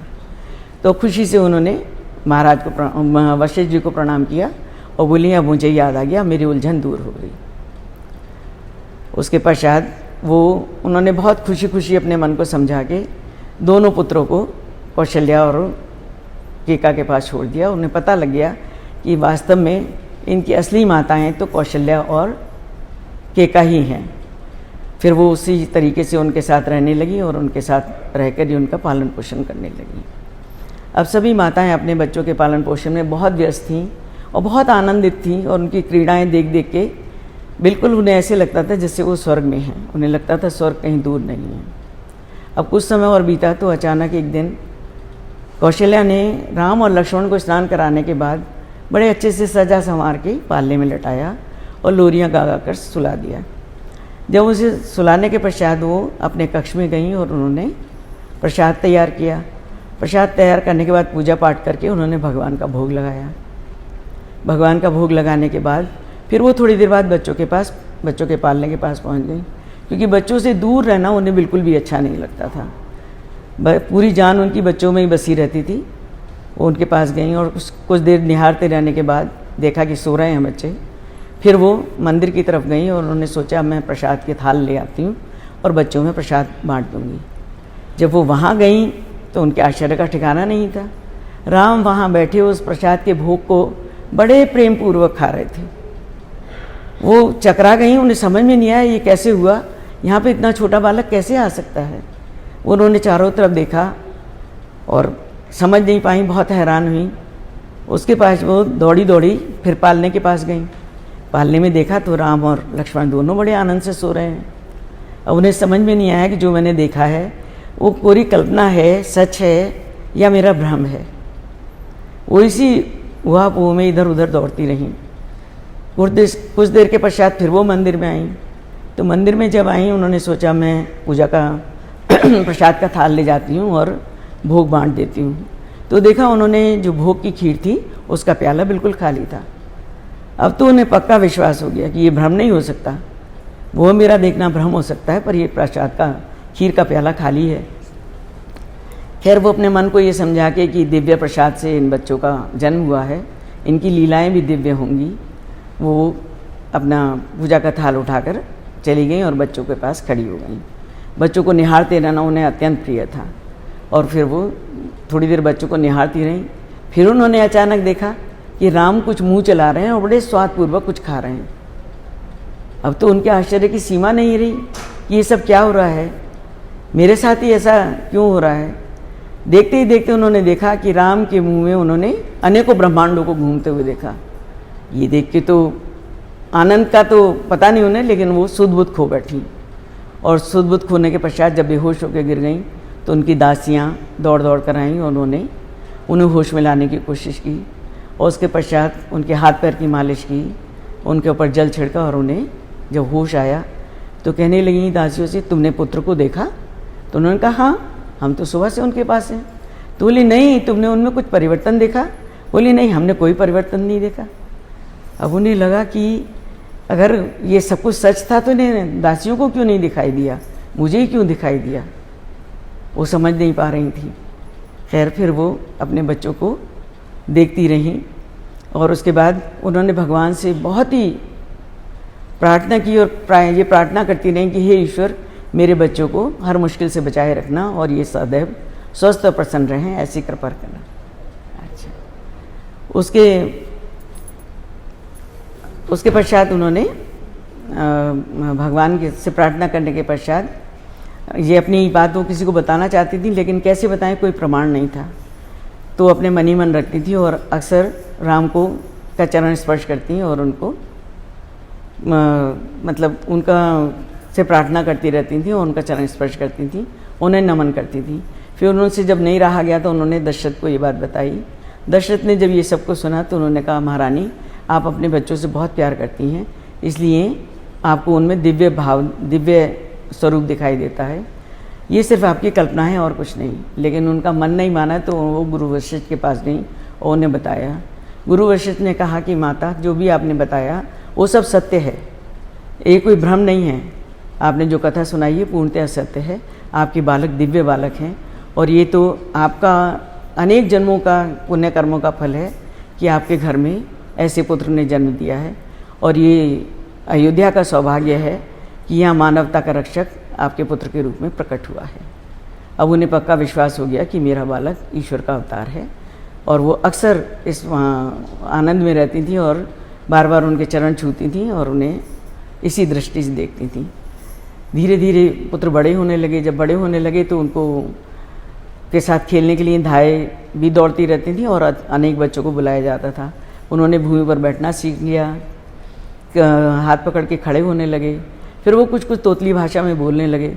जब वो ठुमक ठुमक के चलते और लड़खड़ा के गिरते तो रानियाँ दौड़ती और उन्हें उठा लेती थी, कहीं उनके चोट ना लग जाए। और उनकी तोतली भाषा सुन के सभी बहुत खुश होते थे। फिर उन्हें शुद्ध उच्चारण करना सिखाया गया और जब पहली बार उन्होंने माता और पिता बोला तो राजा और रानी के हर्ष का पारावार नहीं रहा। इस प्रकार से बच्चे बड़े होने लगे। माता उनकी बड़े प्यार से मालिश वगैरह करती, उन्हें सरयू के जल से स्नान कराती, सजाती।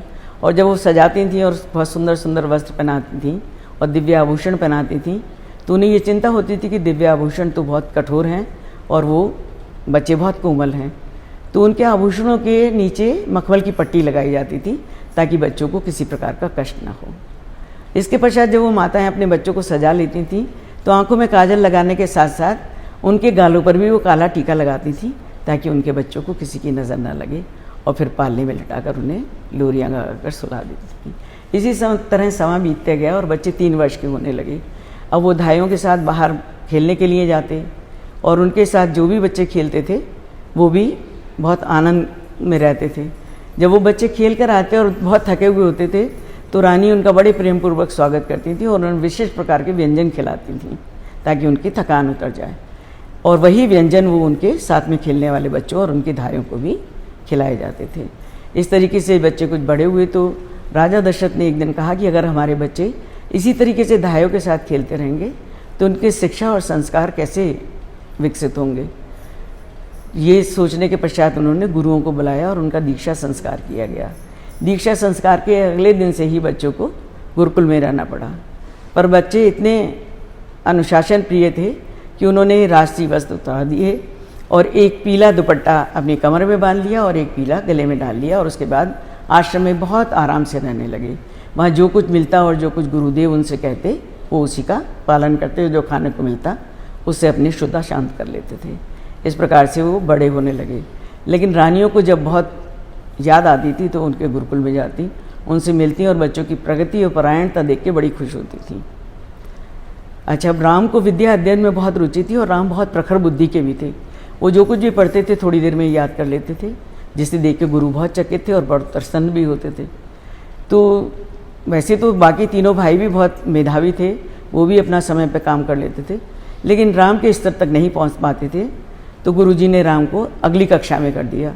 ये देख के भाइयों से बर्दाश्त नहीं हुआ क्योंकि उन्हें तो राम की संगति बहुत प्यारी थी, राम का वियोग उन्हें सहन नहीं हुआ और वो उदास रहने लगे और उनका पढ़ाई में भी और गुरु के प्रति भी उनका ज़्यादा मन नहीं लगता था। जब उनसे नहीं रहा गया तो एक दिन हिम्मत साहस करके लक्ष्मण जी ने गुरुदेव से कहा, गुरुदेव हमें पढ़ने की तो ज़्यादा आवश्यकता नहीं है, हमें तो सिर्फ राम की संगति चाहिए, हम सब के लिए वही बहुत सब कुछ है। गुरुदेव ये सुनकर बहुत प्रसन्न हुए और उन्हें एकदम याद आ गया कि वशिष्ठ जी कहा करते हैं कि ये तो नर और नारायण का रूप है, तो इन्हें कैसे अलग किया जा सकता है। इस प्रकार गुरु बहुत प्रमित हुए और नर नारायण को प्रणाम करके उन्होंने बच्चों को विदा किया। जय साईं राम। जय कौसल्या नंदन राम, परमानंद आनंद राम।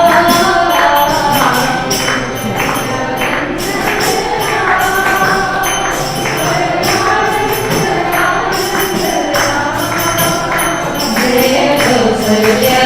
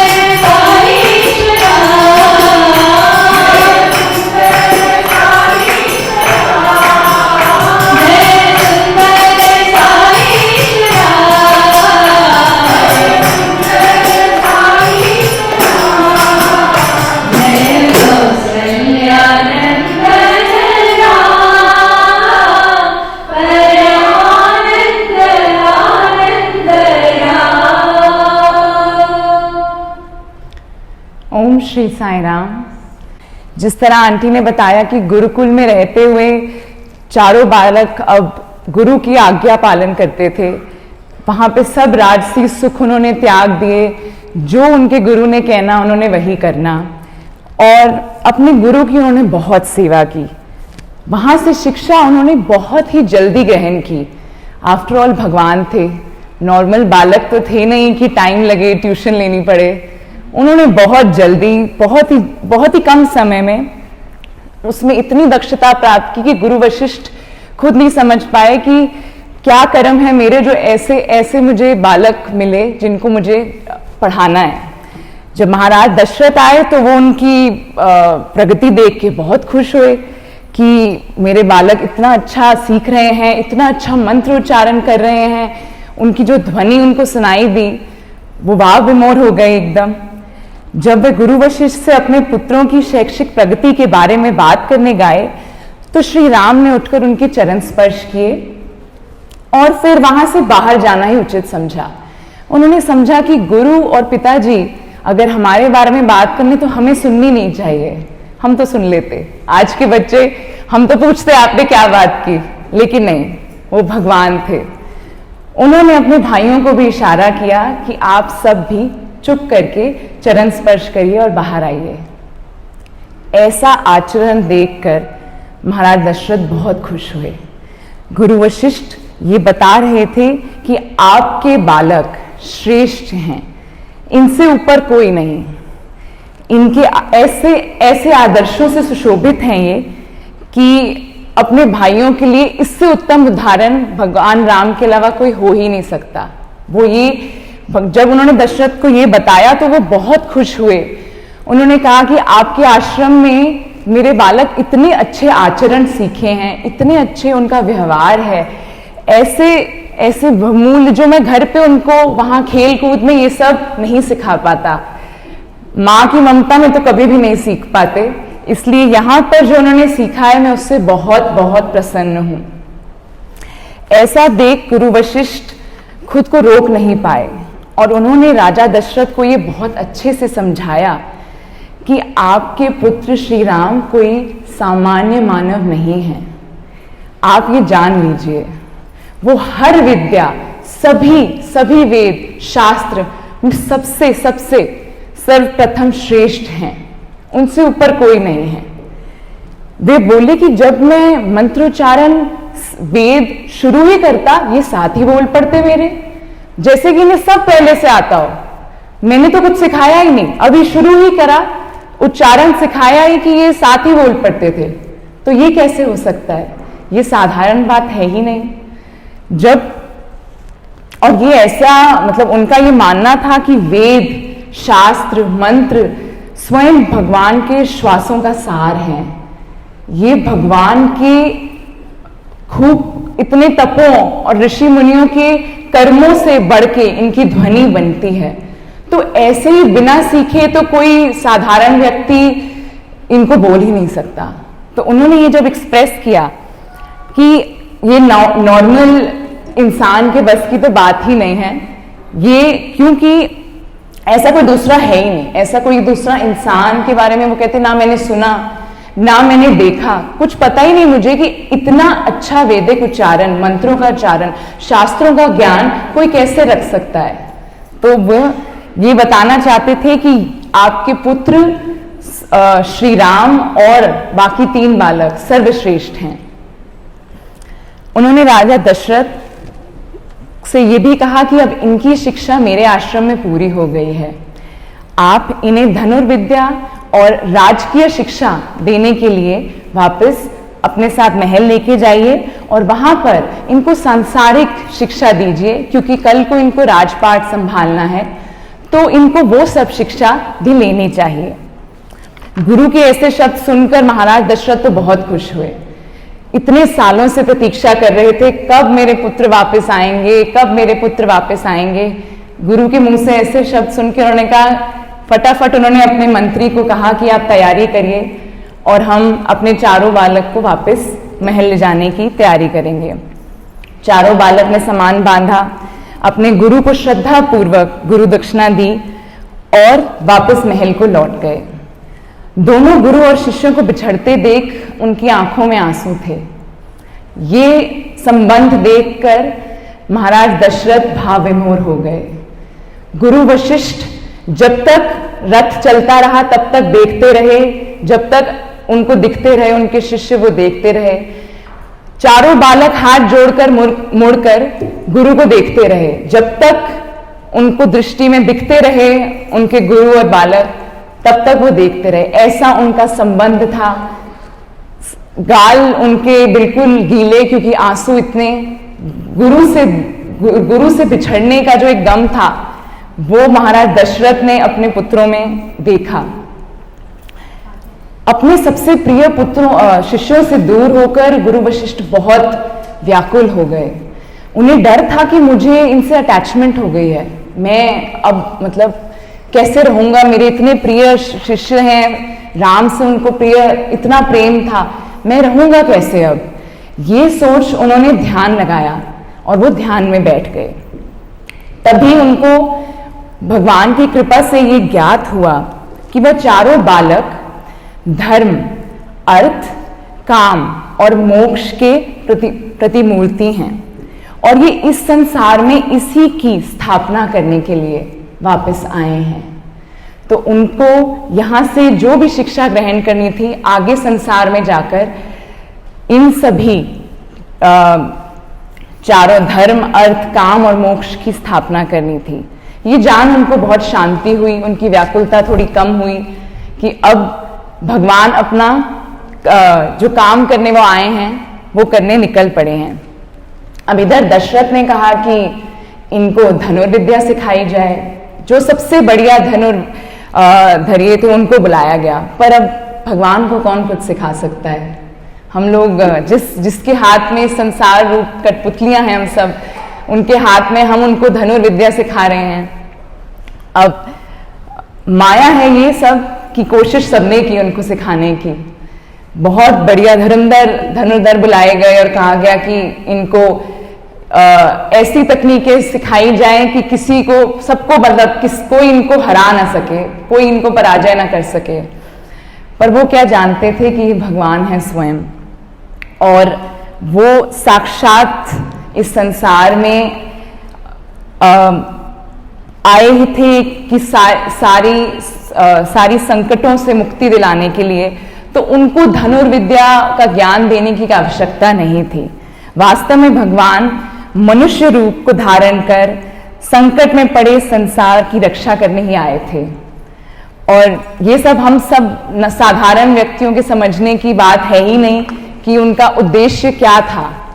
हम सब बस क्योंकि वो संसार रूप में मनुष्य रूप धारण कर गए थे, वो भी नाटक करते रहे सीखने का कि चलिए आप भी सिखाइए धनुर्विद्या, हम भी सीख रहे हैं। पर उनको जो गूढ़ ज्ञान था वो पता चला बाद में सबको।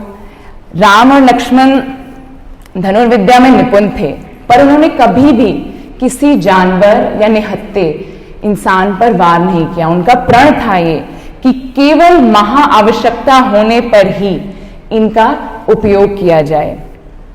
कभी भी ऐसे ही नहीं कि उनको ले जाते थे, आइए आप राजा हैं, तीर चलाइए, जानवर पे वार कीजिए, पर वो कभी नहीं करना चाहते थे। उनका प्रण था, उनका मानना था कि इन शस्त्रों का उपयोग सिर्फ विश्व कल्याण, सुरक्षा और मानव सेवा के लिए ही होना चाहिए, इसके अलावा और किसी चीज में नहीं।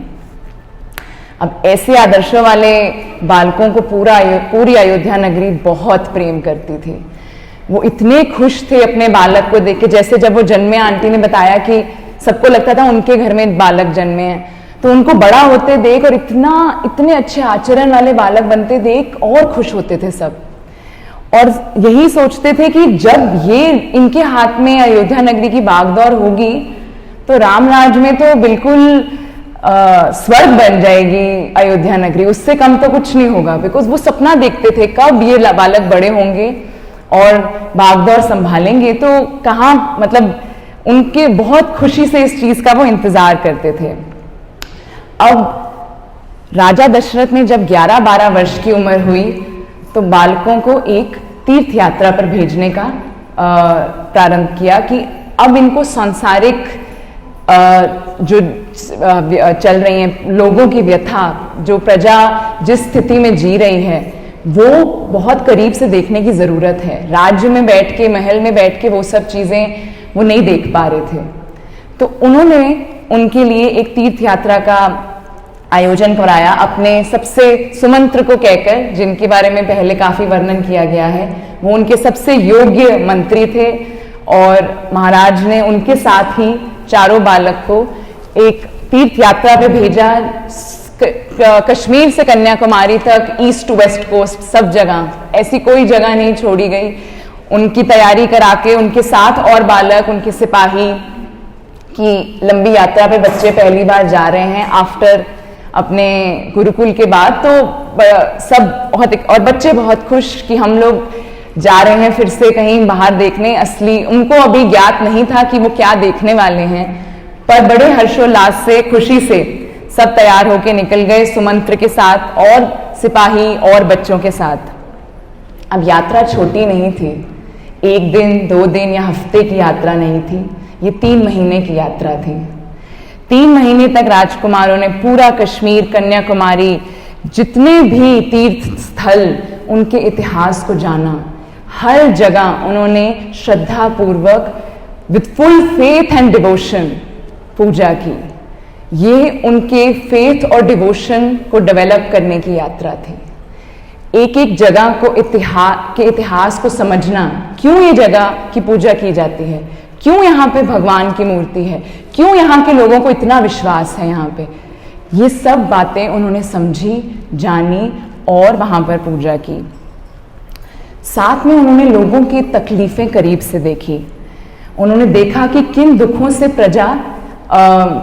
को प्रजा झेल रही है, क्या क्या उनको करना पड़ रहा है। तो जहाँ भी उनका बस चलता, उस मंत्र को बहुत प्रार्थना कर कि इनको पानी दिलाइए, इनके लिए कक्षा बनवाइए, इनका घर ठीक करवाइए। रास्ते में 3 महीने ऐसे ही थोड़ी लग गए, तभी लगे क्योंकि उन्होंने बीच में रुक रुक के सबके लिए कल्याण किया, जितना उनके बस पड़ा। उन्होंने अपनी खुशी से जो भी पॉसिबल था सब किया। जब 3 महीने लंबी यात्रा अंत हुई और वापस बालक आए, तो बस माताएं तो बहुत खुश हुई, हमारे बालक वापस आ गए। उन्होंने उनको गले से लगाया, खूब पूरी अयोध्या नगरी फिर से सजावट, फिर से दिवाली वाली एक फीलिंग आ गई कि 3 महीने बाद हमारे राजकुमार वापस आए हैं सारे। और उनकी सारी यात्रा की खबर अयोध्या पहुंचती थी, तो सबको पता था कि इतने छोटे बालक 11-12 साल की उम्र में क्या विश्व कल्याण ऑलरेडी करके आए हैं। मतलब इतना लोगों ने उनको इतना प्रेम दिया, इतना प्यार दिया इस यात्रा पे। तो सब बहुत खुश थे कि उनकी यात्रा सफल रही, ठीक ठाक चारों बालक वापस आए। महाराजा दशरथ तो बहुत ही खुश थे, उन्होंने महाब्रह्म भोज रखवाया कि मेरे बच्चों की यात्रा सफल रही है तो ये जरूर बहुत अच्छे से ब्रह्म भोज करवाया जाए। अब जब से, ये बात तो है ही, जब से वो जन्मे थे, इतना हवन, इतनी तपस्या के बाद जन्मे थे, तो जब से जन्मे थे अयोध्या में रोज दुशहरा या दिवाली वाली फीलिंग ही होती थी। कभी कोई त्योहार, कभी कोई सजावट, कभी फूलों की वर्षा। तो ये एक उनके, कह लीजिए, राम राज्य की स्थापना हो चुकी थी, खुशी आ चुकी थी, उनके चरण पड़ चुके थे कि उस नगरी में हमेशा खुशी ही रहती थी। अब यात्रा तो बहुत सफल रही, सब बहुत खुश थे, पर यात्रा से वापस आने पर धीरे धीरे माताओं ने देखा कि हमारे बालकों में कुछ परिवर्तन आया है। बड़े हो गए हैं, टीनेजर्स, शायद दादा दशरथ को यही लगा कि परिवर्तन आ रहा है, बदल रहे हैं, अब बड़े हो रहे हैं, थोड़ा अपने में रहने लगे हैं। पर श्री राम के स्वभाव में बहुत फर्क था। वो चुप रहने लगे, अपने कक्ष में ज़्यादा समय बिताने लगे। अच्छा राजकीय भोजन हो, उनको कोई रुचि ही नहीं थी उसमें, उनको चाहिए ही नहीं था। अच्छे वस्त्र नहीं पहनने, अच्छा समय पर नहा भी नहीं रहे थे, ये बहुत बड़ी बात थी भगवान के लिए। तो माताएं थोड़ी चिंतित हुईं, और भाइयों का प्यार ऐसा था कि वो छोड़ ही नहीं सकते थे अपने भाई को। तो वो भी ना खेलने जाएं, वो भी ना बाहर निकलें, वो भी ना कुछ खाएं। चारों भाई कक्ष में अपने आप को बंद करके दिन भर बैठे रहते और चिंतन करते रहते। अब 13 साल की आयु में इस तरह का चिंतन माता पिता को समझ नहीं आए, क्या हो गया हमारे बच्चों को। अच्छी, मतलब यात्रा तो बहुत सफल रही, क्या हो गया ऐसे। माताओं को दरवाजा खटखटा के खाना देना पड़ता कि भूखे हो, कुछ खाया नहीं है, सारा दिन चिंतन करते रहते हो। जब ये खबर राजा दशरथ तक पहुंची, वो भी हैरान। तो उन्होंने कहा शायद मैं बात करके देखता हूँ। उन्होंने अपने पास बुलाया और उन्होंने कहा आओ। धीरे धीरे 10-15 सवाल पूछे, बातों बातों में बहुत प्यार दुलार करते हुए। अब जब यूजुअली बात करते थे तो एक सवाल के 10 उत्तर मिलते थे, अब 10 सवाल पूछे, एक उत्तर नहीं मिल रहा। वो भी हैरान कि क्या हो गया। उन्होंने राम से पूछा, तुम्हें कुछ चाहिए, तुम्हें क्या चाहिए, मैं चुटकी मारकर तुम्हारे लिए वो चीज़ ला दूंगा, पर तुम्हें चाहिए क्या? वो कहते, पिताजी मेरे पास तो सब कुछ है, मुझे कुछ नहीं चाहिए, आप चिंता मत कीजिए, ये कुछ ऐसे अनिवार्य चीज़ नहीं है, ये नॉर्मल ऐसे ही है, हम खुश हैं, हमें कुछ नहीं चाहिए। अब दादा दशरथ को ये बिल्कुल ठीक नहीं लगी बात कि मेरे पुत्र खुश नहीं है, ऐसा क्या हो गया उस यात्रा पे कि ये इस तरह चुप हो गए सब आके वापस। सुमंत्र को बुलाया, तुम बताओ, तुम साथ गए थे, ऐसा क्या हुआ? सुमंत्र घबराए कि मैंने तो इनकी इच्छा अनुसार खूब लुटाया धन, खूब लोगों को जो चाहिए था दिलाया, फिर भी राजा खुश क्यों नहीं है? राजकुमार क्या हो गया ऐसा? उन्होंने कहा मैं बात करके देखता हूं। कोई फायदा नहीं हुआ, उन्हें भी कुछ नहीं बताया गया। फिर बस जब कुछ ना अयोध्या नगरी में समझ आए तो कौन आता है, गुरु वशिष्ठ, उन्हें बुलाया गया। तो जब उन्हें बुलाया गया उन्होंने कहा आकर आप बालकों से बात करें, और पता नहीं इनका क्या परिवर्तन आ गया इनके विचारों में, इनकी आचरण में, तो ये एकदम चुप होने लग गए हैं। माता पिता बहुत चिंतित। गुरु वशिष्ठ समझ गए कि सब परेशान हैं, पता नहीं क्या हो गया। जब उन्होंने आत्मचिंतन किया, उनके पास शक्ति थी, उन्होंने कहा कि आप लोगों को बिल्कुल भी चिंता करने की जरूरत नहीं है। आश्वासन दिया कि आपके बालक भौतिक इच्छाओं से दूर हैं। आप जिन चीज़ों से सोच रहे हैं कि 13 साल के आयु में जिन बच्चों को खुशी मिलनी चाहिए, ये वो बालक हैं ही नहीं, ये उससे बहुत उच्च कोटि के हैं। तो आप बिल्कुल चिंता ना करें, और इनका जो ये जिस तरह जी रहे हैं आप इनको अपना रूटीन फॉलो करने दें। पर उन्होंने खुद भी सोचा कि मैं भी एक बार बात करूंगा। तो जब उन्होंने बुलाया, सब चारों को बुलाया कि आइए बैठकर बातें करते हैं, उन्होंने समझाया कि आप लोगों को, आप बालकों को थोड़ी चिंता करनी चाहिए। आपके माँ बाप, पिताजी, महाराजा दशरथ बहुत दुखी हैं कि क्या बात है, ऐसे आप मतलब इतना चिंतन करके इस उम्र में बैठे हैं। आपका कर्तव्य है, मैंने आपको यही सिखाया है कि उन मातृ देवो भव पितृ देवो भव। तो ऐसी बात सुन के भगवान राम बोले कि माता कौन है? माता भगवान है। भगवान कौन है? भगवान मैं हूं। उन्होंने ये स्पष्ट कर दिया। जब ऐसा गूढ़ बातें एकदम उन्होंने प्रकट की महाराज वशिष्ठ, गुरु वशिष्ठ के आगे, तो ये सुनते ही उनको राम के मुख से आध्यात्मिक तेज दिखाई दिया, एक ऑरा आ गया उनके आसपास, और वो समझ गए कि ये राम की दिव्यता की ओर संकेत करता है, और ये उनकी दिव्यता अब निखरनी और दुनिया को दिखनी शुरू होने का समय आ गया है। वे समझ गए कि उनके मुख से निकलते हुए शब्द स्वयं परमात्मा की वाणी है।